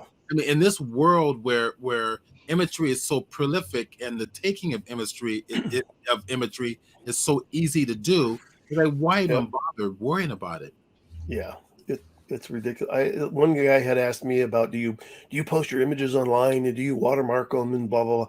I go, no, I find watermarking images annoying to look at in the first place. And I go, and if I really wanted to steal your photograph, I would just buy a nice one from you. Hey, here's the money. I'll buy your 16 by 20 photograph, and then I'll copy that and make reproductions from it. I go, I don't need your internet image. That probably got you in trouble. I said, no, all I got to do is figure out how to forge your signature. But yeah, it's crazy to invest the time and effort into worrying about it. I mean, to me, it goes back into fear, insecurity, and greed. Like, what is this taken away from me? And, there was, what was that? In fact, I was watching some things recently. There's a great comparison to this if you compare it to the music world, right? And so I'm thinking about music and how, George Harrison got sued over My Sweet Lord for crying out loud. And you could go, yeah, okay, there are similarities to the He's So Fine, chorus and all that. George Harrison says, look, I had no idea that's what I had done, but apparently, he lost the lawsuit. And when they talked about damages, I go, how can you show any damages that this guy's song is actually damaging the original that it came from? And then on top of that, to me, it's like, I think that it's more of a lottery mentality. He stole my song. I can sue him now and I can make $1 million. That to me is just greed. I don't think it has anything to do with the fact that somebody did that. But the other side of that is I go, on any day of the week, you can go to the local brewery, coffee shop, restaurant, whatever, even to a pay place and watch somebody play cover songs. And they're not reinterpreted cover songs. Their effort is to play it exactly like what you heard on the record. I mean, there's Fleetwood Mac bands that are out there to, replay Fleetwood Mac songs live, and they get paid for it. And I'm thinking, who's crying about this? I don't understand the whole. Every artist is so worried that their image is going to be out there, or somebody's going to take a piece of it. I can't relate to it personally. All right. So let's see. How about Greg? Would you like to share your screen? Sure. And then we'll go to Kaz. Do I need to stop mine or what? No, you don't. Leave it Okay. up. That's what's nice about StreamYard. You can keep all the screens up, and it gives me the freedom to put it up. Flip. There we go. Okay. Now, Kaz is up. Wow. So just bring up your. Greg, you said Greg. I mean Greg. Greg. Sorry, my fault. It's not going to my other screen here. Let me see. Yeah, it'll show you what screen you will ask you what screen you like to share. Nope. We lost him. Oh, we lost Greg. All right. How about Kaz? We'll go with Kaz next. So Kaz, I'm going to add your screen.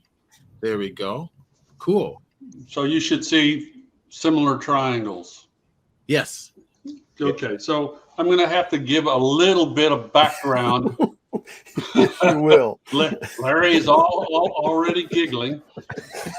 So I'll try to get you through this as painlessly as possible. So here's a picture of our Mission Beach. And say we were down here at Mission Beach, and I point out this this palm tree right here. Can you see my cursor? Yes. Yep. Okay, so I want to know how tall this palm tree is. So if I give you a tape measure, you're not going to be able to climb up that tree and measure it. However, you have a big old shadow here on the ground, and we have a triangle right here. So it turns out that let me talk about similar triangles here for a second.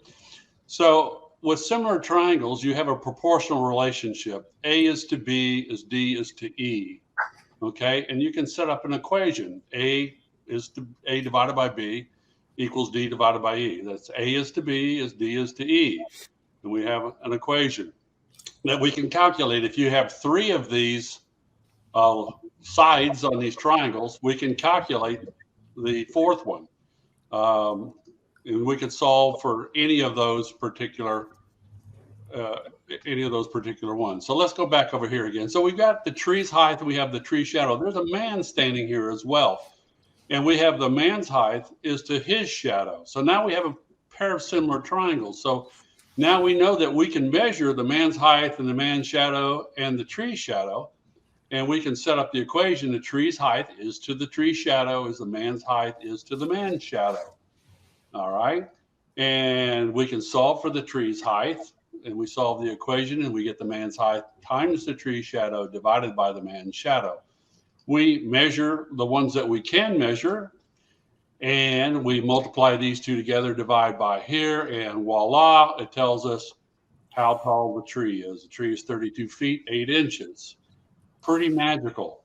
Now, in language, we say things. This was a lecture I gave in Korea.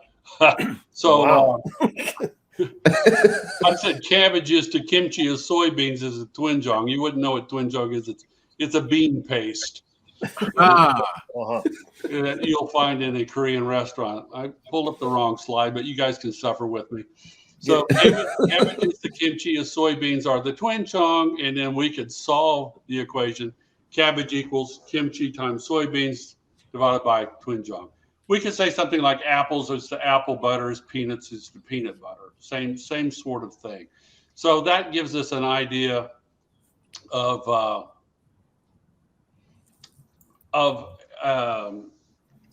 mathematical poem. So here is a piece that came to my mind. It's called The Gift of Entropy. And entropy is a very interesting concept because it is basically what tears everything apart in the universe. It's embedded into the fabric of the universe. When you mix coffee and cream together, you don't have to stir it. Actually, the entropy will stir it for you. The entropy always balances out energies into a blend. So this particular piece is called The Gift of Entropy. I'm basically pointing at the relationship between death, the death of the universe, and the death sentence that was given to humanity when the snake offered his gift to Eve. What's her name? Yeah, what's her name? And here I have the equation: nature is to the garden as the despot is to the slave. Or you could solve it: nature is to the despot as the garden is to the slave. Either way. So here we have a mathematical visual poem where we're bouncing these concepts off of the imagery and relating it to entropy.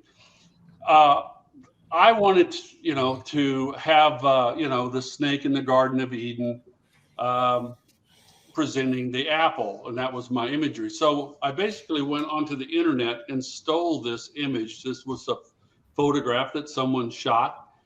And once I finished it, I said, this is a really strong piece. I really like this piece. However, I'll never be able to sell it because I stole somebody's photograph.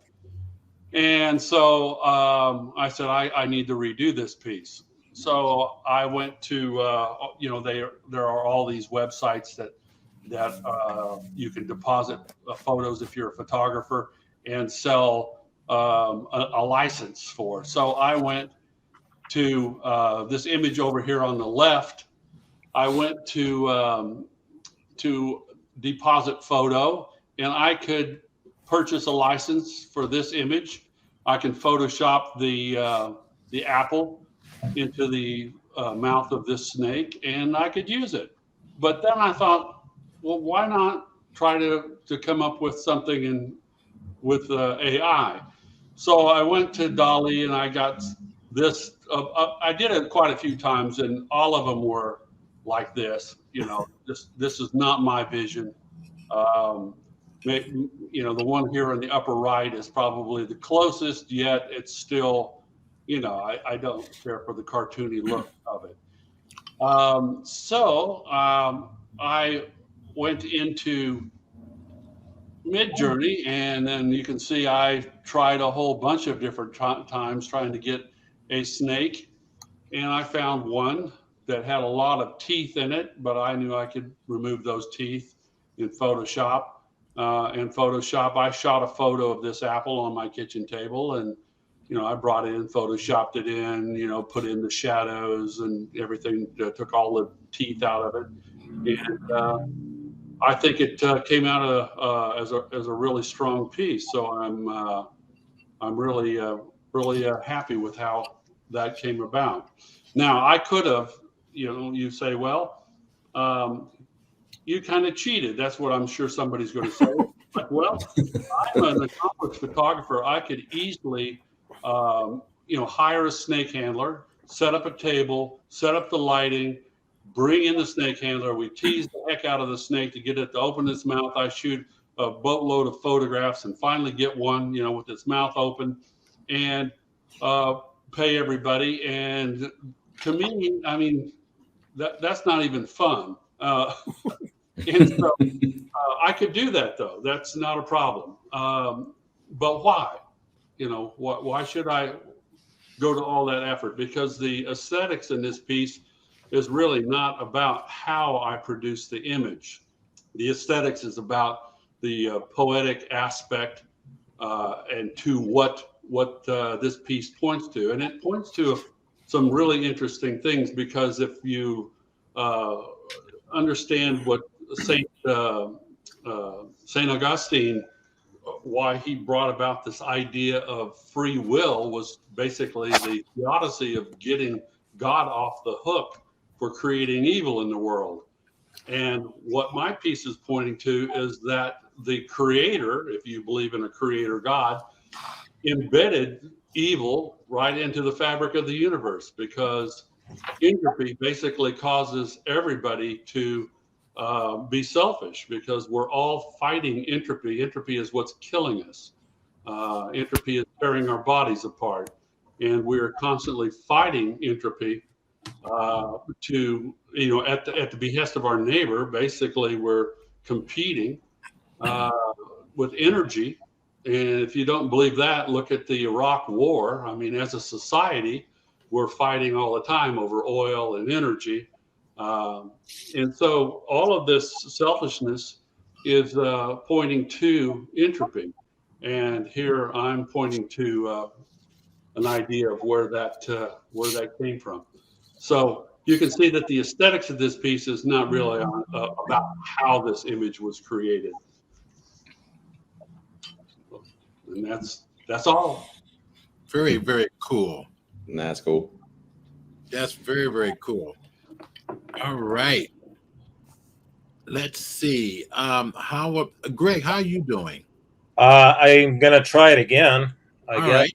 it kicked me out of the app when I tried to change screens. So let me give it a shot.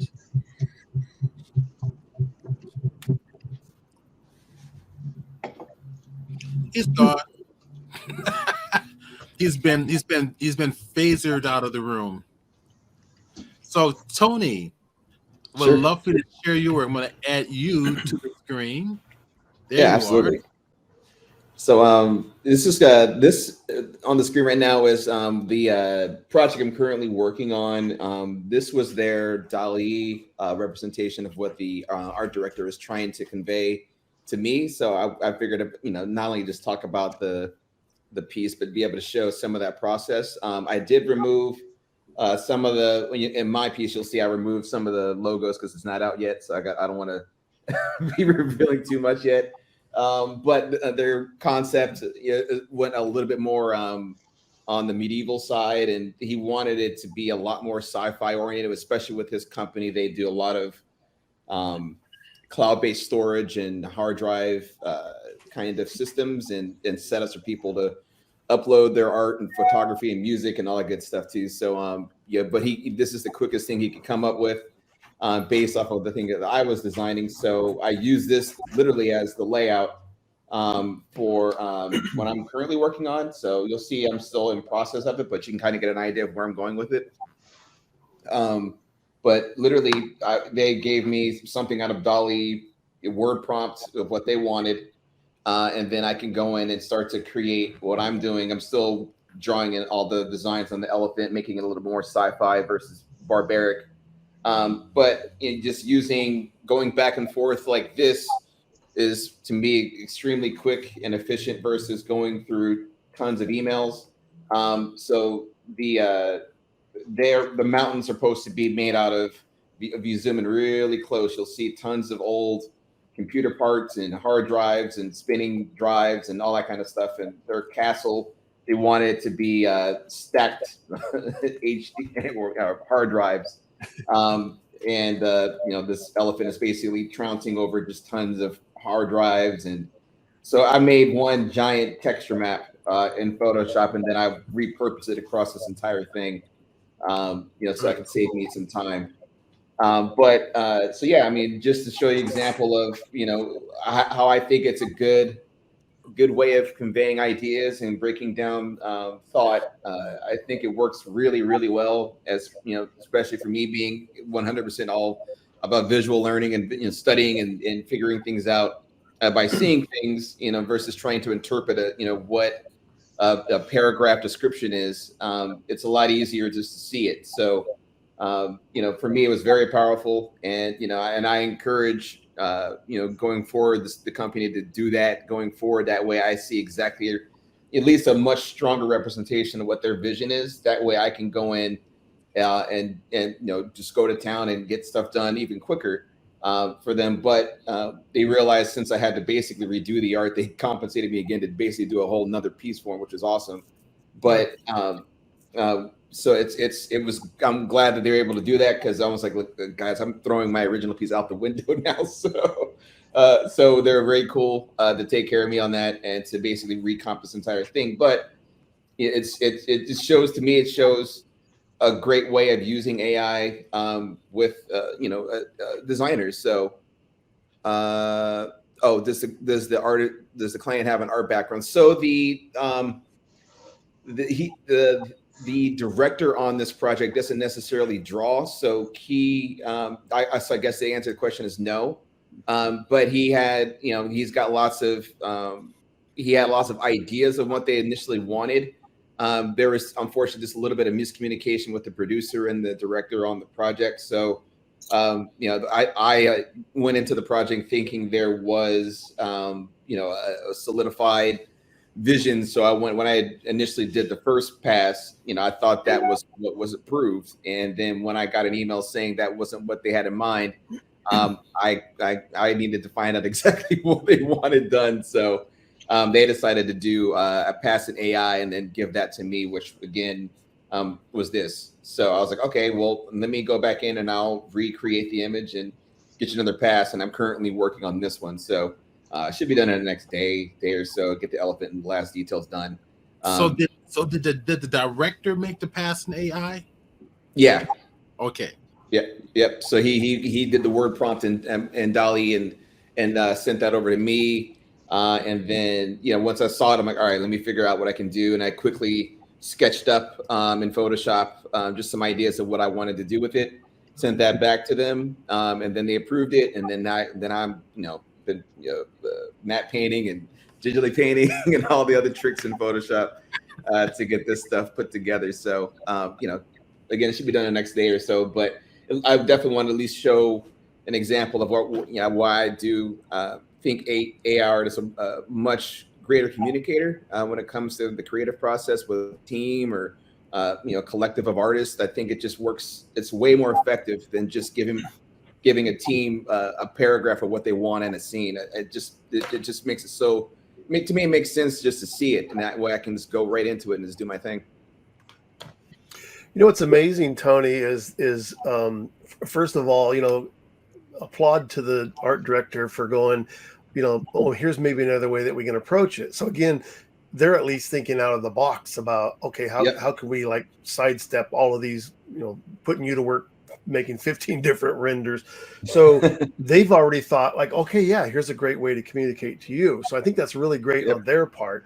The other thing too is hopefully too, from their point of view, is what they got back was like, well, this is good, but it's certainly not going to be usable. We know Tony can do this a whole lot better. And right. That's really kind of that sort of playing together idea. I think that's really, really cool. Right. Yeah.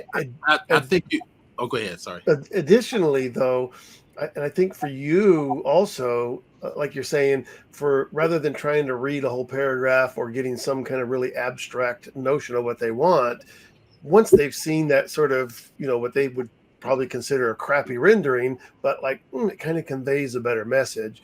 I just think it's a great way, and I think it goes back to what we said earlier about this, adapt or die kind of a thing, is that you could have easily, as artists, go, I'm not working with this artificial intelligence shit. This is ridiculous, right? And they would have said, okay, fine, we'll find an artist who will. So real quick. Yeah. So Larry, that leads right into where I was hoping this would go as to who will survive the AR revolution, and I think Tony is kind of making it clear. Both you and Tony are making it clear that the people who are going to survive the art revolution, the AI art revolution, are the people who know their stuff. Yeah, right. It definitely helps. I wouldn't say I know my stuff. Right, but I know what you mean. I know what you mean. Yeah, that the skill sets that you need for your industry. Right. It's going to weed out the ones that aren't very good. That's right. Immediately, like instantly. Yeah. There was so Stephen, did you see Colin Smith's post the other day? He was talking about AI and how it will affect, the commercial world. And I did not. What did he shares this great story about technology in the textile industry when they had a bunch of handcrafted, people that could make textiles by hand, and they were really sought after, and they were brought into different, companies to do what they do. And eventually a guy creates a machine that can create textiles, and right away there was, and it works off this story also of, the concept of a Luddite, and it's the story of this guy whose name was Ludd, who actually put together these people from the textile industry, and they rose up against the factories and tried to protest the adding these machines in, and we're losing jobs. And the end result was exactly what everybody knows happened anyhow, was that the machines became part of the company. The people who survived were the textile workers who said, I'm going to the factory and looking for a job that I can do there, knowing what I know, and work with the machine. And the point too is that once the machines were brought in, they didn't need as many, well-trained textile workers, but the ones who stepped up first were the ones who got the jobs. The other ones who were still out there running around with Mr. Ludd ended up, out in the street and didn't have a job in the end. So it really is kind of that same scenario. Yeah, if you learn to work with it, and I think Tony's example is amazing. I would think, and you've probably already figured this out, next time an art director, says, well, gee, we could use you, or we could use AI, you obviously your pitch is, let's do this together. You should see the results when we work together. So it's true. I mean, there is a way to make this work for both sides. It's just figuring out that balance. And I think it's important to be able to give that art director who may or may not have that background in art, give them that tool to be able to at least express it a little bit differently. So that way, the results are to me, it proved itself in one job that it can absolutely work. It's just we got to figure out you have to be able to have that word prompt that helps to convey their thought right, I guess. But that's going to be the biggest hurdle. So now we'll have a word prompt technician. I mean, we joke about it, but I'm telling you, it's going to be a position.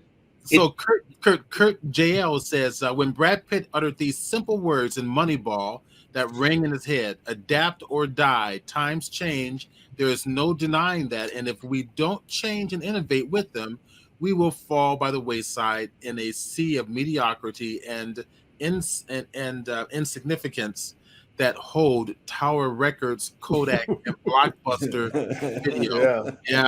Here's Kodak. Kodak should be number one. It should be. Yeah. We all should be holding Kodak smartphones. I mean, that's where. Oh, exactly. Well, and they were one of the first to come out with the SLR. I think they used the Nikon body. Yeah. I'm doing a history. I have a presentation to do for a camera club, and it's their 70. It's a big anniversary, and they want me to do a presentation on the history of photography. And it's like you cannot avoid the demise of Kodak as part of that history. Yeah. And they actually made the first digital image back in 1975. They didn't create the sensors. Somebody else had done that, but the engineer was charged with, hey, take this sensor and see if you can record an image.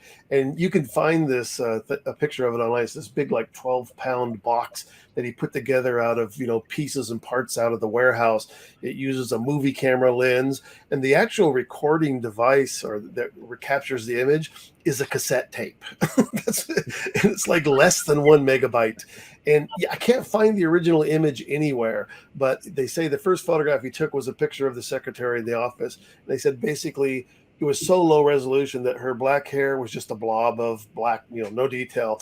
But it's again 1975. They make this first digital image, and again, like you say, they put the sensor into a Kodak camera. Into a Nikon camera. They did 2 or 3 versions of that, $28,000 for that camera, and it was still only like a 1.5 megapixel, and then they slowly increased about 6 or 9. But yeah, they and I'll tell you where Kodak falls down. This is like a way off topic, but the interesting part of this goes back to kind of like what we're talking about suing people. So Kodak is going to sue Apple and this other company for infringement on their invention. And the thing that they were suing for was not necessarily the sensor, but the viewing screen device. They had a patent on that. It went to court, cost them millions of dollars in court, and in the end, the decision came out undecided, and they lost it, which lost them billions of dollars. The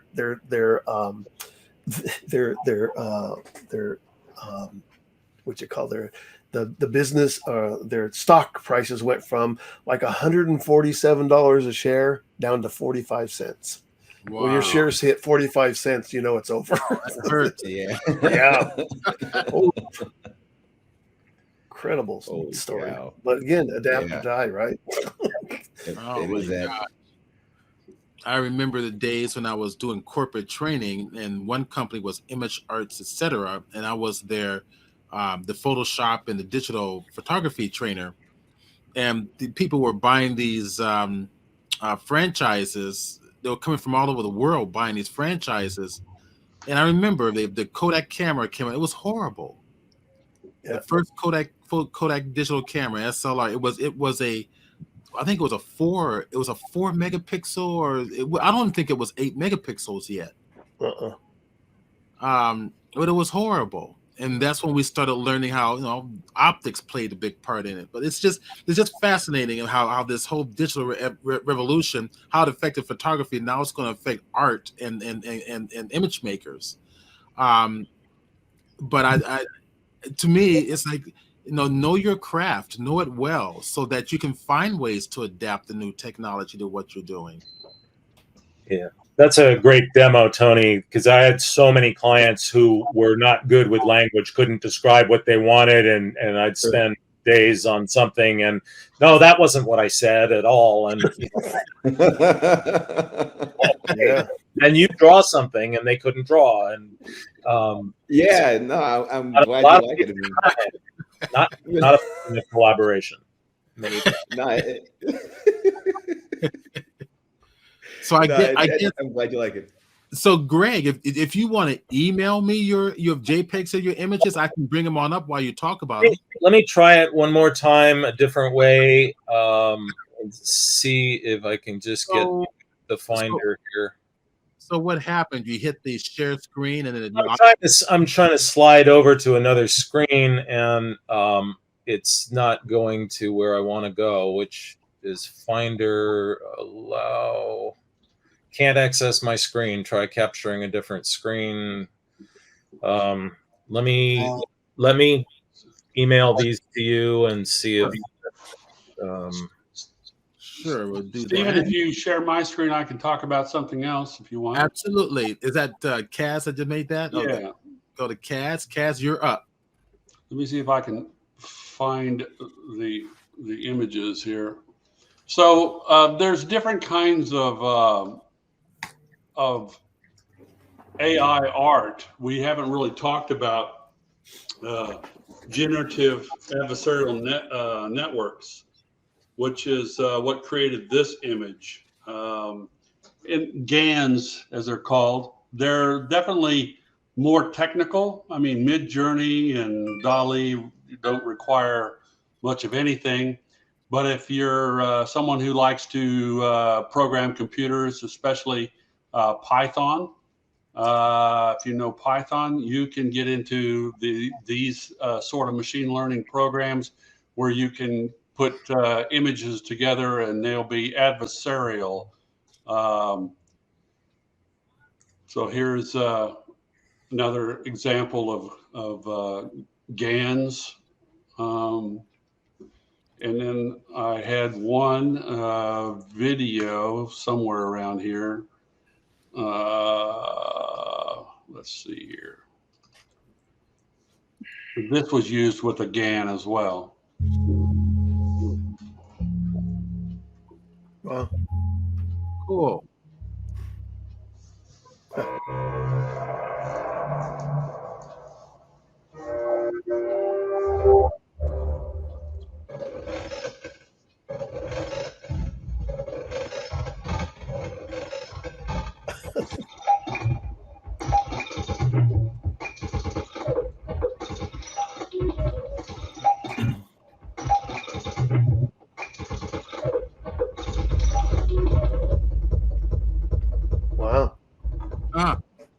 Wow. So how do I get back to square one here? There we go. So you can get rid of my screen now. But so there are other ways of dealing, much more technical. The other panelist that's not here with us today is Memo Acton. And Memo's got a PhD in artificial intelligence and has been doing this for many years. So he was at the very start of it. He's one of the OGs of artificial intelligent art, and he's writes his own code, and he's programming, and so he's really the artificial intelligence guy that's going to be on our panel at the Oceanside Museum. Mhm. So I would ask all of you that are in the San Diego area that to come to that event as well, because it will certainly have another dimension to it with Memo there, because he's the man when it comes to AI. Stephen, did you get my images? All right. I'm checking. You sent it to Steve at Chromoillusion.com. Yeah. All right. Checking now. Yeah, I think what's interesting about that idea, what Memo's doing, again, it's like, okay, so he's not even dealing with this idea of, whether he's stealing somebody else's style or looking at other people's images, but this idea that he's creating everything kind of from scratch, which kind of reminds me again back to kind of like what you do, Greg, and also Tony, this idea that I'm no longer painting on canvas, but I'm using a program like Photoshop to draw from, but everything is being generated from scratch, right? It's like that really resolved this issue of whether or not it's an art or not, right? Can I use digital art to draw instead of using a mechanical device? And there's no argument that what you're doing, you're creating. I mean, there's just no two ways about it. And back to an earlier comment about the San Diego Fair, I think Greg made about the digital art category being taken out of the photo exhibit. Another reason they did that, and I would actually agree with the idea, but again, it's their club; they get to make their own rules. But the digital art was taken out of the photo exhibit, which I think rightfully should be done because technically they're not photographs. But also the downstairs art exhibition has had a digital art category for a number of years. And so it's like, okay, so there is a place for it and it fits down there probably better than it does in a photo exhibit. And that was, again, part of their reasoning for switching it out. It didn't necessarily have to do specifically with AI art, but, and sort of in response to a lot of that, there are groups popping up online that are favoring or leaning towards, showing AI generated artwork. And so, like I said, there will always be, sort of a forum for whatever you want to do. Yeah, I had been pushing at the fair I'd been talking to the coordinators for a number of years about dropping the digital art from there, because there are other venues for it, and it really that generated computer art, digital art stuff doesn't really fit into the category of photography. Right. Especially generative art. Years ago, it was the only venue for it because the downstairs. Yeah, and I would kind of say I think that you and Stephen were kind of the early pushers, if I'm remembering correctly. I know Stephen for sure about going, hey, like here's a new art form. Can we get this into the San Diego Fair? And Right. and because Stephen was part of running the photo exhibit, that early on that was where it was introduced because there wasn't another forum. If you remember my first year there, I remember I got HP to give us all the computers. We turned that whole back area into a classroom. Yeah. We had like 15 computers back there with instructors and doing workshops, and yeah. Well, it'll be interesting. I'm planning on doing an AI workshop during the fair. We'll see if they let me. I don't know if I will be curated out of the workshop schedule for I have doing a it. question for Greg and Stephen. With the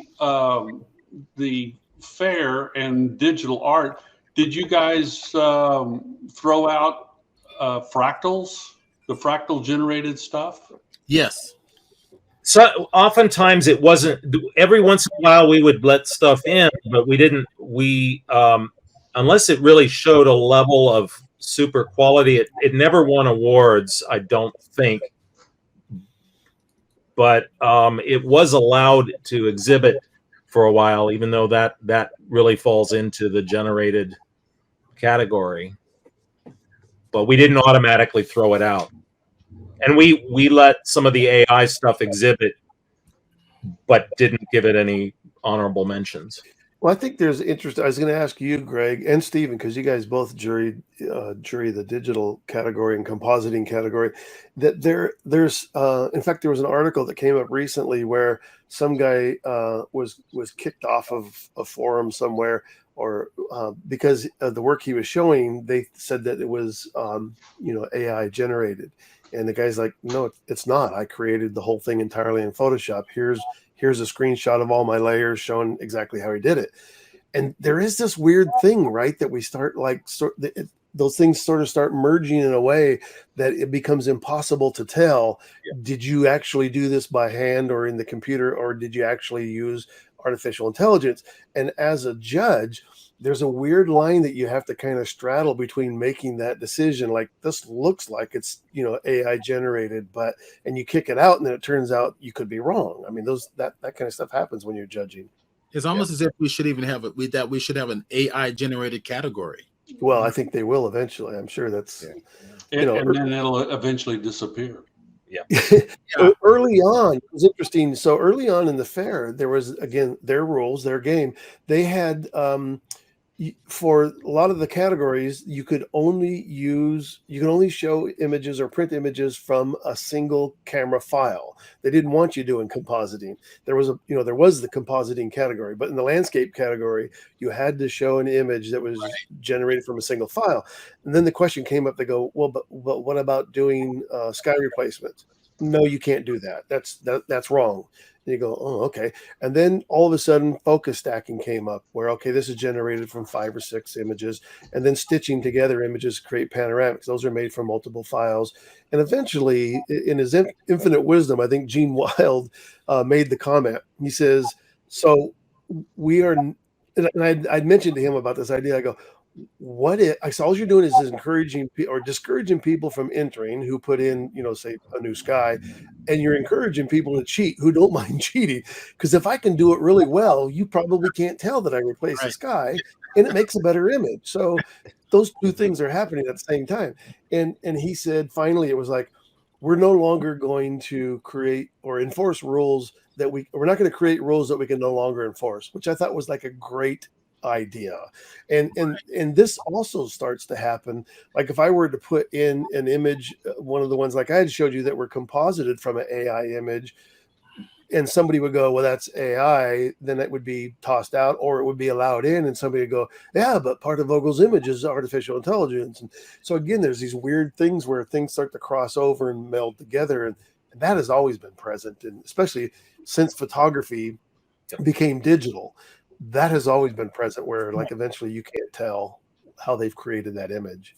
Yeah. All right, because you got a lot of these images are winning awards. I always use the example of the boat in the water. It's a pristine water during a sunset, and there's a perfect glass image of the boat with the white rope leading from the rope coming toward the foreground of the viewer. And he won first place that year, and I forget what category it was, but everybody thought it was an amazing image. It was just this lonely boat in the middle of the water with this beautiful reflection and this really subtle warm hues from the sunset. But what they didn't know was that the artist took out the pylons that the boat was attached to, all the trash sitting in the water, and the trees that were around it. Yeah. Well, go ahead, Cass. I want to also get back to generative art, because we're talking about judging generative art. And there's a huge difference between a generative artist that uses like ultrafractal and pushes a few sliders and creates these beautiful fractals instantly, and someone who writes their own computer program to generate fractals. That's and no one ever takes that into consideration. I never hear anybody go, oh, but he wrote the program or she wrote the program to generate that work. But as a juror, one doesn't know, and one doesn't know who the artist is. One doesn't know the work that's gone into it or the concept. That's right. Nor would you have the skill set to even understand what they went through. Yeah. Well, or care. So for me, as a judge, that's back to the culture values again. yes. As a judge, I am only concerned with what's in front of me. I don't need to take it apart, deconstruct it, and figure out how it got there. That's not my job. You're only concerned with what you value. Somewhat. I mean, I've given an award to a cat picture before, and I have zero value on cat pictures. So it was just undeniably a good photo. There was something about that cat picture that you value. Right. That was a damn good cat picture. That's the best damn cat picture I ever saw. It was. So Mandala mentioned, so maybe we should decide if competitions that judge some form of talent should go away entirely. Well, you just enter a competition that judges something that you don't like. I think there's still a lot of value in judging and critiques and talking about stuff and why we categorize things and where things belong and don't belong. And it's part of understanding what a particular medium is. And being open as judges to have the rules change too. Well, the beauty of it is, as a participant, you can make the contest go away easily. You just ignore it. So, the idea that you want to take it away from everybody else who wants to play that game isn't fair. If they enjoyed it, then they do it. I still beat myself up over whether I really want to be a judge or not. And the only reason why I decided to do it is because I believe that it can help people become better at what they do. And I think getting outside of your own little circle and putting it, I always say, you show your artwork to your family and friends and they all think you're a genius. There's just no doubt about that. But now you get out of your own little circle of family and friends and put it into a room full of other artists, and you're going to get a whole different opinion. But doesn't that experience also help you to become a better artist? Absolutely. According to your values. That's right. According to my values, exactly. We will begin this conversation with there is no truth. No, you have your own. That's absolutely right. We have our own values, and we do our thing because we like it. That's what we like to do. Yep. We value it. So we're going to create that. Which surprises me as a mathematician, Kaz, that you're actually able to agree to the idea that there is no truth. I have a hard time convincing mathematicians of that. Well, there is truth. It's just all relative. Well, it's just Kaz is kind of weird that way, So I love it. That's why I love him. So we have Greg. We got Greg stuff up here. All right. Oh yeah. So Greg, do you want me to start with the first one here? Sure. So you can start with that. So this was, you can see the thumbnails down in the bottom corner there. The two images that I ended up creating on Midjourney. The one on the left with the three creatures was the first result that I got when I put in the Puce Muse with the chartreuse goose and the obtuse mongoose thing. And there's no moose, but there was this creature I found rather funny looking and only had two legs, and the back end kind of tailed off, and then you can see the crest on the bird on the left. It actually has a wing stuck on top of its head. It has you can't see the detail here, but it has two eyes on one side of the head. So that was kind of a fun. There's another element that I could go off with in a little surreal creature, but I thought this creature was really fun to play with. So I put this stuff into Photoshop and redid the tree, and just I just started on this thing, worked on it for a couple hours. It's just a work in process. Very cool. I love that hair. You can see the difference. The hairs on the body, on the neck, those are what were generated by the AI, and the ones on the body, I used cloning, so it sort of changes the nature of the shapes. And then the ones down at the bottom of the body were ones that with my smudge brush, and you can see that the feet look like they were drawn in pencil and colored with watercolor. So it's glomming these different styles together that don't necessarily work. So I've got to draw new, more detailed feet if I'm going to go forward with this. I made the tail from scratch, and then stole something from the top of the head to make the tip of the tail. Very cool. So Yeah. Okay. has a Cool. mode to it. This was the a few weeks ago when I was asked to be on the panel at this thing at Oceanside Museum of Art. I was trying to just tell my dad about it. He's 89 and used to be a bright guy, but he didn't understand the AI, and I was trying to explain it to him. So I picked up his computer, and I found an AI program, and it was a Night Cafe, and I typed in the prompt "fart in a windstorm," just to make fun of the technology, because I hadn't used it for 5 years. But I'll show you. And That's kinky, Greg. That's kinky.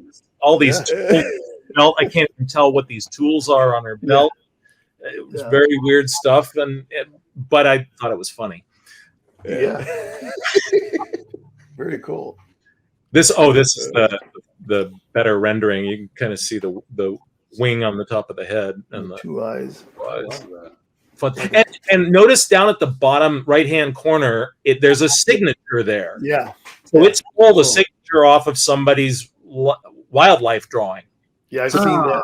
Interesting. I've seen watermarks pop up, like, from Shutterstock and places like that. So, it's obviously trained on those things. Yep. But and I've tried, again, like I say, doing reverse searches to see, like, okay, so how much of this did come from that person's work? And I'm never able to come up with anything that looks even reasonably close. Yeah, I remember seeing a dodo bird illustrated in the Audubon, I think, or something that was it reminds me of this. I never did the reverse lookup on it, but I don't know. It's just kind of a starting point. Yeah. Entertaining and so interesting. The dodo bird, they're saying, is going to be one of the first engineered, DNA animals they're going to try to bring back out of extinction. Oh, that's right. Good. We need. It's wild. Some guy goes, "Why would they do that? It's the dumbest bird in the world. Why do you think I got to change a dodo?" It's going to go extinct again. Do something. I know. All of that effort, and it's going to disappear. Right. Again. It makes them feel superior. Godlike. Wow, that's amazing. This one I love. This was on Midjourney, and the prompt was penguin with a cat face and long hair. And I added some other things about atmospheric lighting and glow and a couple of other instructions so I loved the ambience that came out of it. Little bits of sort of snow. It looks like cobwebs on the fur there, and I could probably get rid of those. It's a jungle penguin. Yeah. Well, he's got the foot looking now. Yeah. Don't you love how Midjourney deals with fingers? Fingers and So There. So on some of the AI engines, you can use prompts that will mean something. Like a colon means blending things together, and a comma means it's trying to interpret the concept of what you're trying to say. Yeah, there's a double colon as well. Actually, it's interesting. I saw a guy do a demo on that. He fed in the exact same thing with and without punctuation. Right. And there was no difference. There's no difference. No, it said that it didn't matter. I mean, there's a whole YouTube video of him showing that. I think it depends on the platform you use. I'm not sure. He was on Midjourney doing it, but I've seen commands where they said a 50 millimeter lens wide angle. Right. Right. Exactly. I think I did it like F1.2 on that one actually. Now this one I put in old woman with red hair with her head inside of a bird cage, and Maggie Smith, Yeah. and Yeah. there were several other women, the two of which I recognized from like BBC series, and the lighting is brilliant, and Yeah. I didn't ask for the bird. I just wanted the cage around her. Wow. There's, some of the rails of the cage are in front of her face or behind her face, and so going up through her chin, and It's like it takes some work. it's like she's the captive of the bird. Yep. Yeah. Exactly. That's awesome. How would you like it? Yeah, Photoshop some feet on that bird, and you'd be good. Oh, yeah. Yeah. Well, yeah, I didn't want the bird. I was going after a different concept, and Yeah. so I don't know if I'll continue with that or not. Probably with it. What concept were you going for?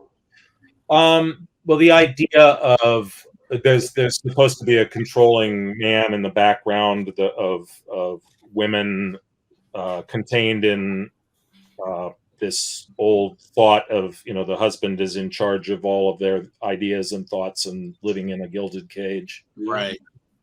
I love Jesus. the concept. Jesus, Greg. Yeah, Midjourney is not very good about giving complex visions. Well, and here's the thing, though, and as we all know, it's like, so Stephen, what iteration are we on in Photoshop now? 20 something? We're at I don't know, 2023. Well, I know, but it's like 27 different versions of it. Oh gosh, I mean, Look at if you were to take it today and compare it where it was, like, so Midjourney is only on its fourth iteration, and it's made tremendous leaps and bounds Amazing. already. I can't imagine what it's going to be 20 iterations later. And there's already talk about some of these AI companies beginning to merge, so that, that technology gets shared, the audience gets shared, all that. I would hate to see that Because you don't have any competition.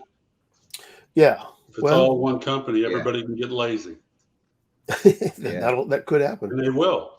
Well, but so again, back to the example, it can. I don't know about will. Did Photoshop get lazy? I've worked in the in military industrial complex, and when you've got deep pockets, people get lazy. Yeah. Well, that's government. Yeah, you're right. But yeah, I would say, Photoshop is a great example of what they do. I don't think they've gotten lazy about. In fact, I think when they switched from. You could argue that they've gotten lazy when you look at Affinity Photo, comes out for $50 and does amazing things. Well, they might have gotten greedy. I don't know about lazy.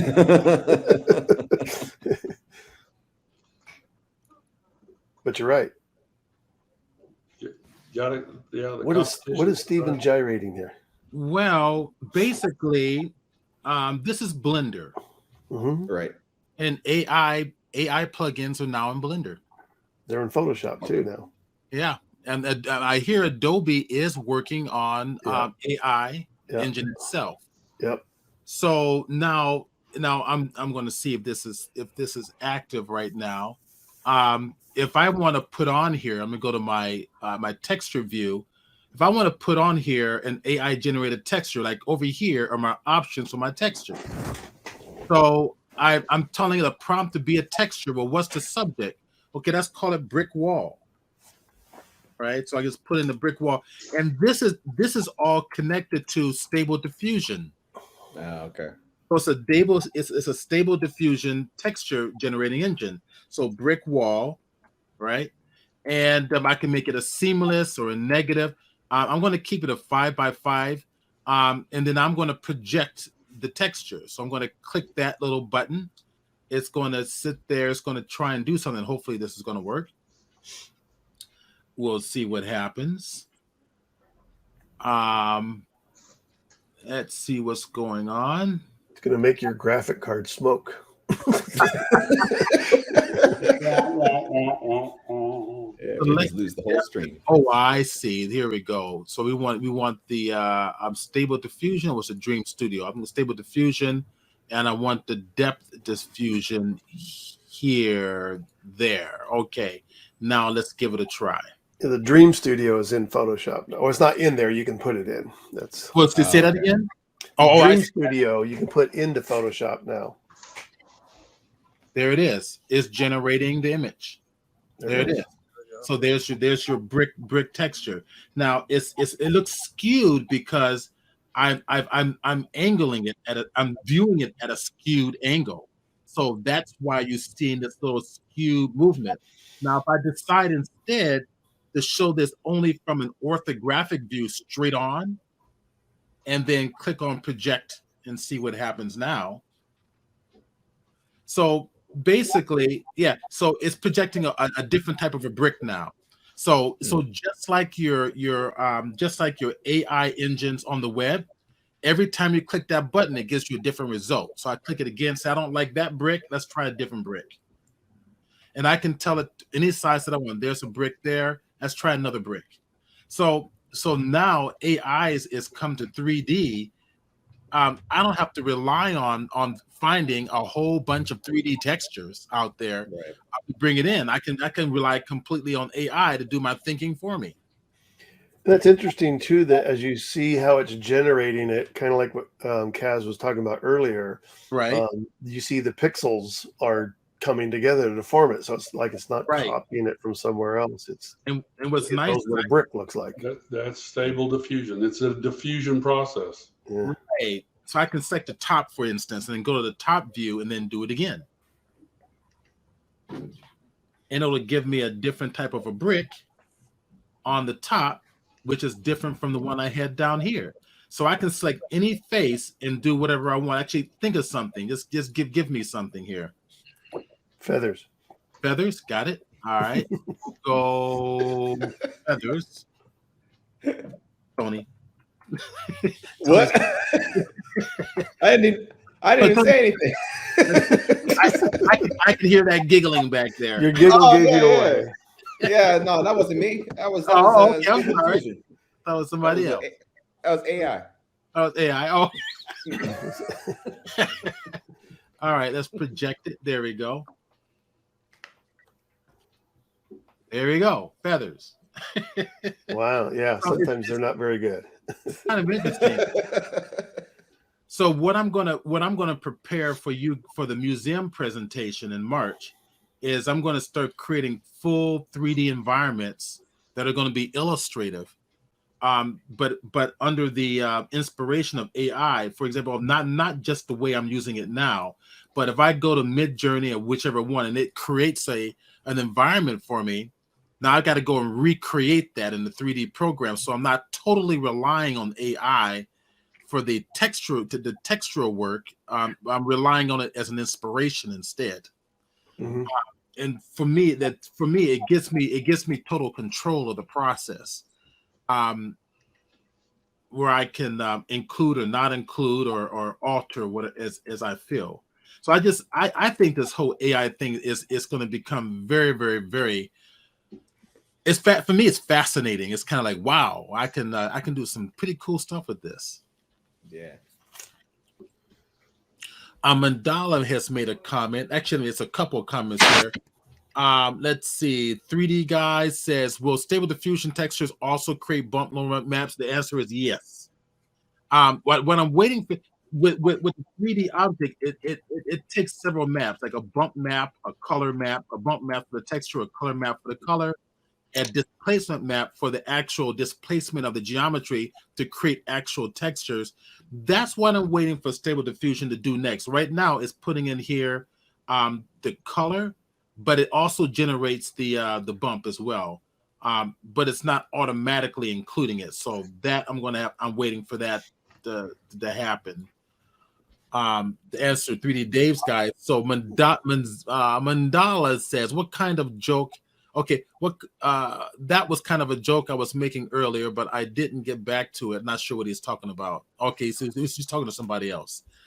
Okay, and Dawson, the thing is that when people like Steven say the words, I can just let AI do it for me, that's where I start to get less on the AI bandwagon.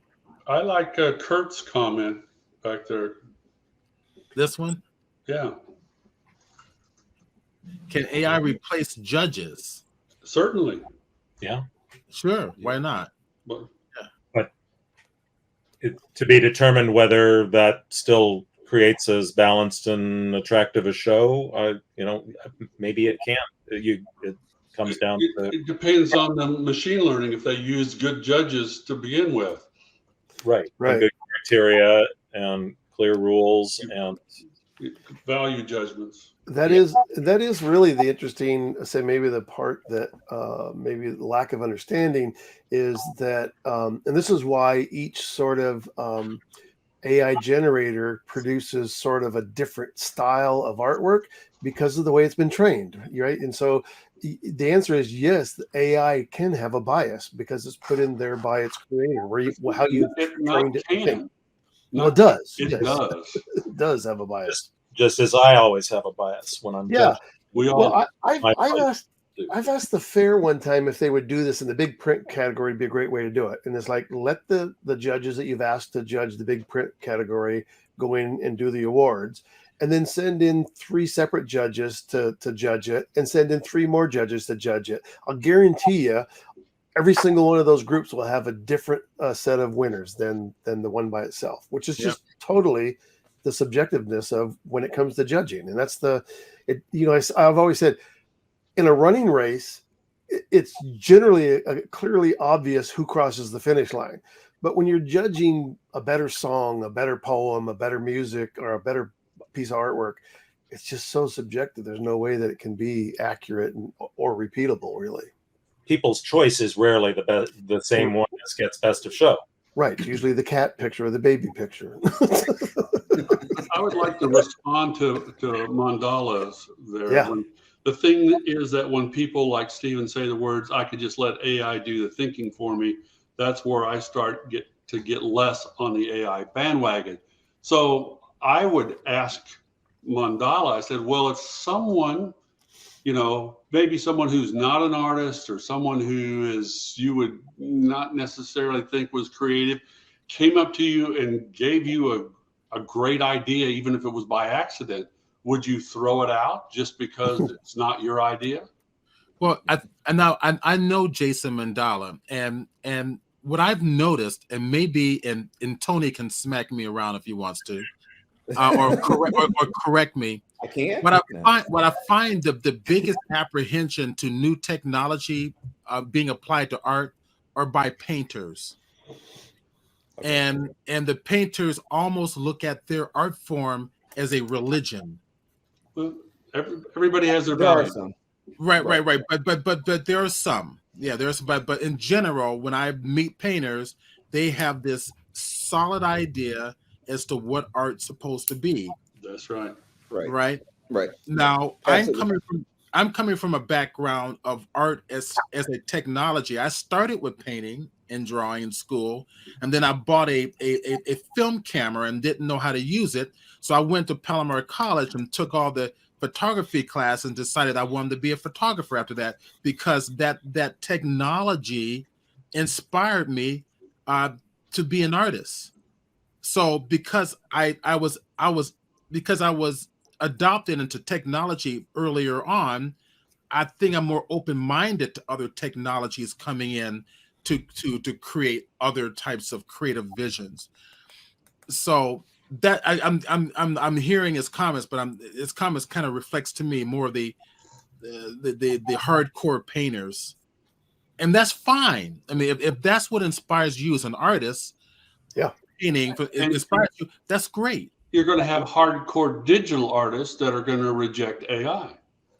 Yep. Right. I would say, well, I'm not going to say that's not true, but I'm going to say I think you have less of that. Yeah, maybe. I don't think you have a whole lot of it. I can hold both of those biases. There's a part of me that says this is just wrong, and there's another part of me that can sit down with it and play for hours. Yeah. and that it's wrong for some part of me. It's wrong for that voice that says, this is how I work. It's not wrong for me if this is how I could work. So I can vacillate. Any artist can vacillate and change their mind and change the way they work and change their thinking, and that's how we adapt and evolve.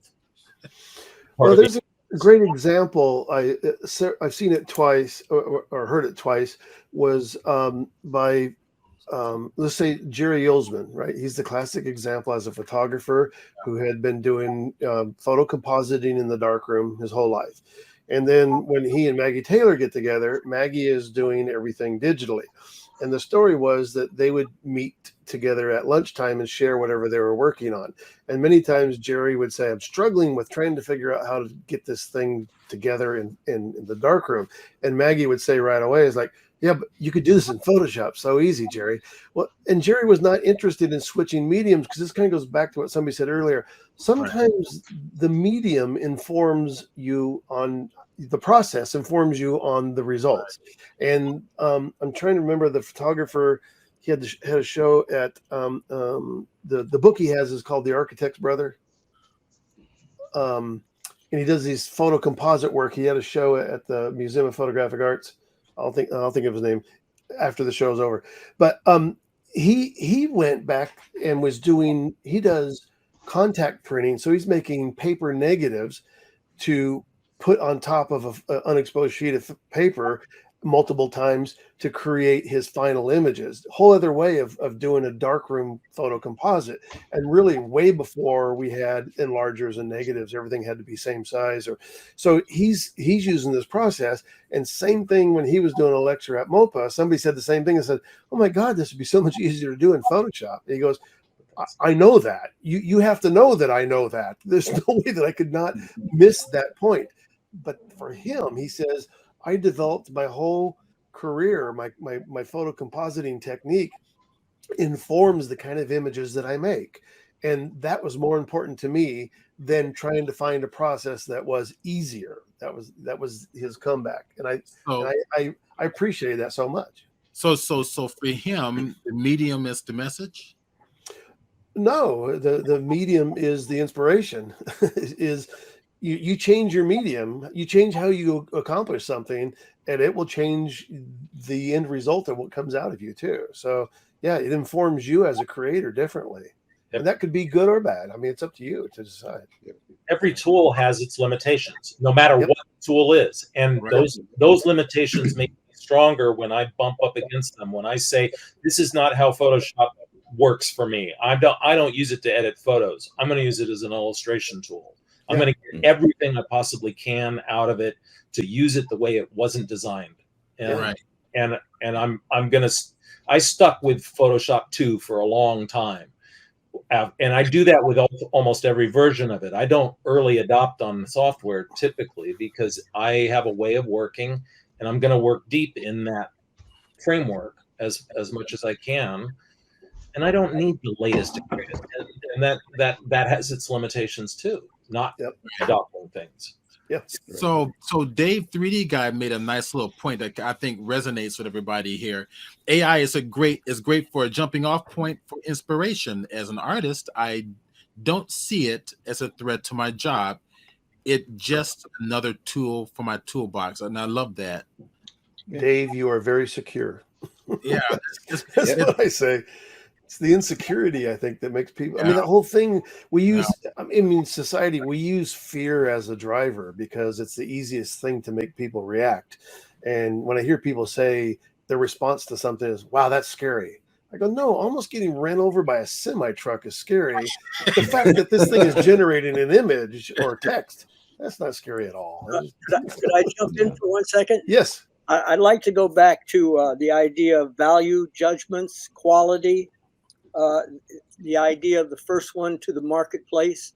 I'd like to use maybe not a great example, but Beeple. Beeple was the first one to the marketplace on the NFTs. I didn't read anything about qualitative judgments about his work. Most of it was just, here's a guy who created something called an NFT, and it sold for 60 some $million. In terms of qualitative judgments, which I think we have to make in art, I think it's really something that has to be done. Right. And it's not just a matter of the first one to the marketplace. That the first one to the marketplace is good for a certain segment of our culture. The things that are monetized. Now, art, the content of art has been the idea of monetizing. The idea of monetizing art has become part of the content to some degree. And this gets back to culture and what Kaz was talking about, judgment. How do we build in? How do we really create objective, qualitative judgments? Your example of Beeple, we have to also keep in mind that he had a following, a big following, and that he created a digital art piece every day for his career and posted it online, and he had this huge following, and those followings were, it created legitimacy for him. Well, about quality. Well, what he actually produced. Let's talk. I don't know if his work is really quality.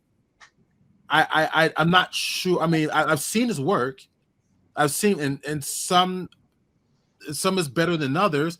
But I know that he's got an artist statement, a voice, and a following behind that voice. And that's what created value. And then that's what creates the value. I mean, quality doesn't necessarily decide whether or not. Oh, okay, Kaz is going. Stop. All right, Kaz, go for it. So there's a couple of things here. One is, and I've had this conversation with people before. Sometimes I'll go to a museum and I'll look at some work that just doesn't have really any conceptual value to it at all, but you can tell they put a ton of effort into it. And it makes me think of, well, if someone were to stack, spend 20 years stacking mouse feces together, some museum is going to, show it because there's so much effort was put into the work. And yet it gets away from the idea of quality here. Now, when it comes to Beeple's work, you're right that he had a huge following, but who is that following? The thing about NFTs and Beeple and that following is it's a revolution that's tied to cryptocurrency. And cryptocurrency people are, they're anti-banks, they're they're all pro-technology. So it's a completely different universe as opposed to the brick and mortar galleries that we're used to, the museums. These people on Super Rare, I can't speak to how many of them are in actual brick and mortar galleries, but I really doubt that there's very many.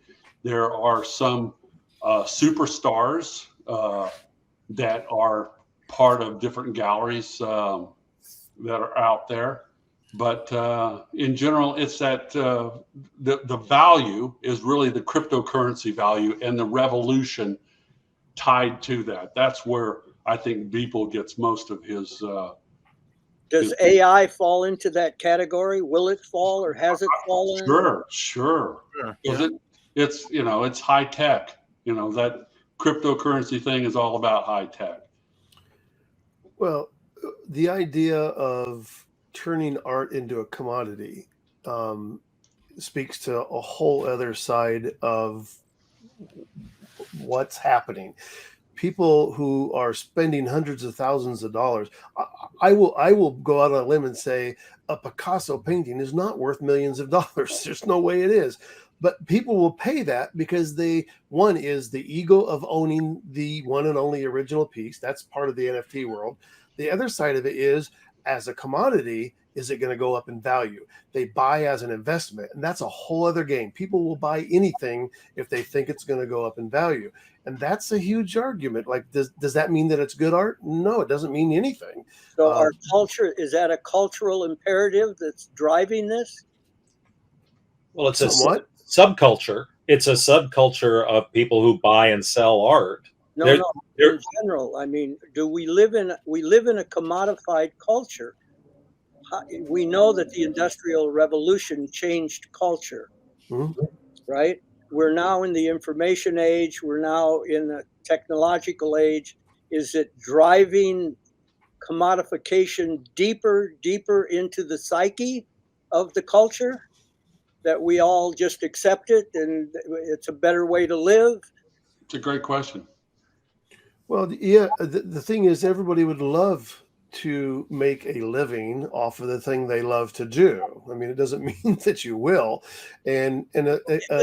Excuse me, Larry, isn't AI proving that? Isn't that the democracy of AI? Everybody can create. No, I don't think that monetizes creativity at all. Okay. I think it monetizes the commercial aspects of art. Yes. I think you have to separate fine art from commercial art, because commercial art, it's about money, it's about the monetization, and that's what AI is going to do. So is fine art. Yeah. Well, some yes and no. So is fine art. Well, I agree, but yes and no sometimes. It's entered the economic, how to say it? It's an economic genre unto itself. Mhm. Everything Yeah. is. Anything Look that at can be Larry sold will Gargosian. be sold. Yeah. Look at Larry Gargosian, his board of directors. You know, he's got a Louis Vuitton person on the board of directors. What does that say about fine art? Yeah. Money. Money. The idea of creating quality value judgments and putting, how to say it, putting the onus on a certain value of quality, rather than on the collector who spent $1 billion and then flipped it for $2 billion. Yep. Well, that changes it. Okay, so the idea, okay, if you become, as an artist, I mean, again, back to Kaz's original comment, this is all subjective on anybody's value call. You can create everybody has created their own values, but for me personally, have always feared the idea that, and this kind of same thing is, you create something that becomes recognizably you.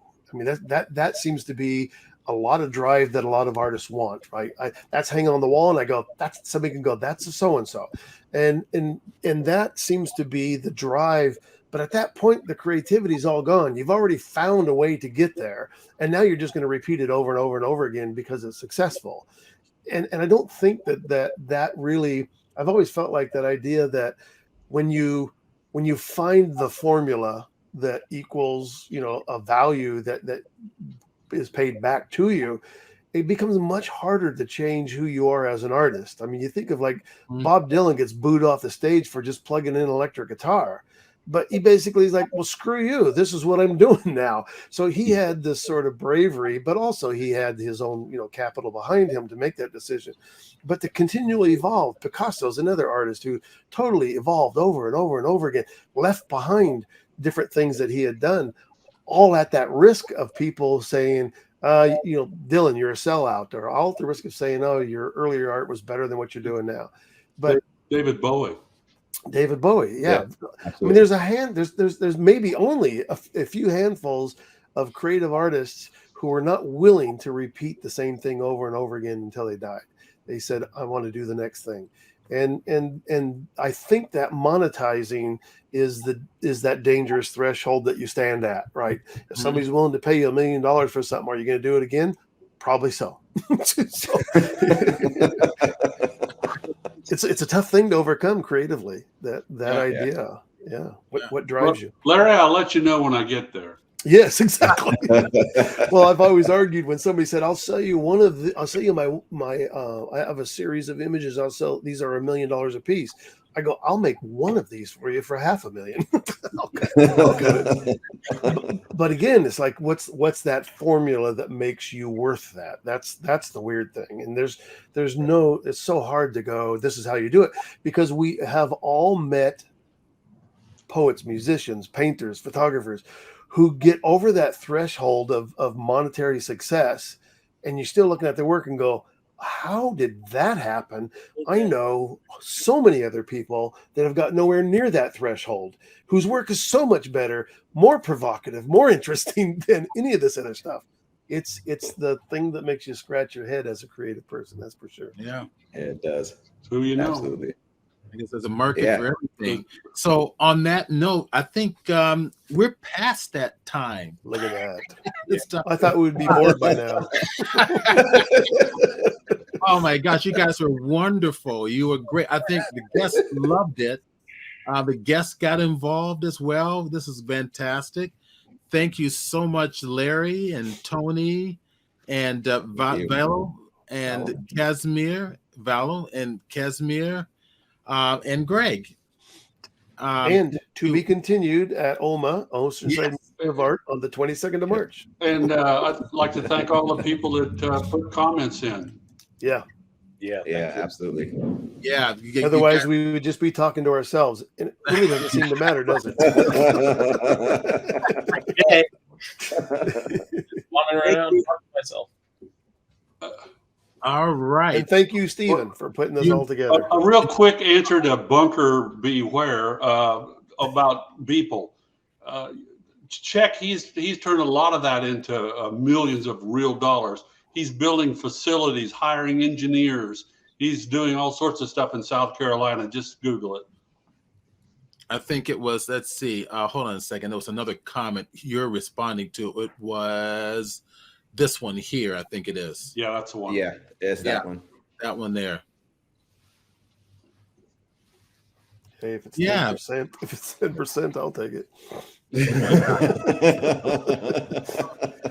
There's a market. I mean, I get, how do we survive as artists? I mean, there's a market for everything. But I think it comes down to the point that you just have to do what you love to do. And the money will come. The money will come. Yes. Hopefully. Let's hope. Creative All right. will come. Thank you all. I'm going to end the broadcast on Twitch. I've just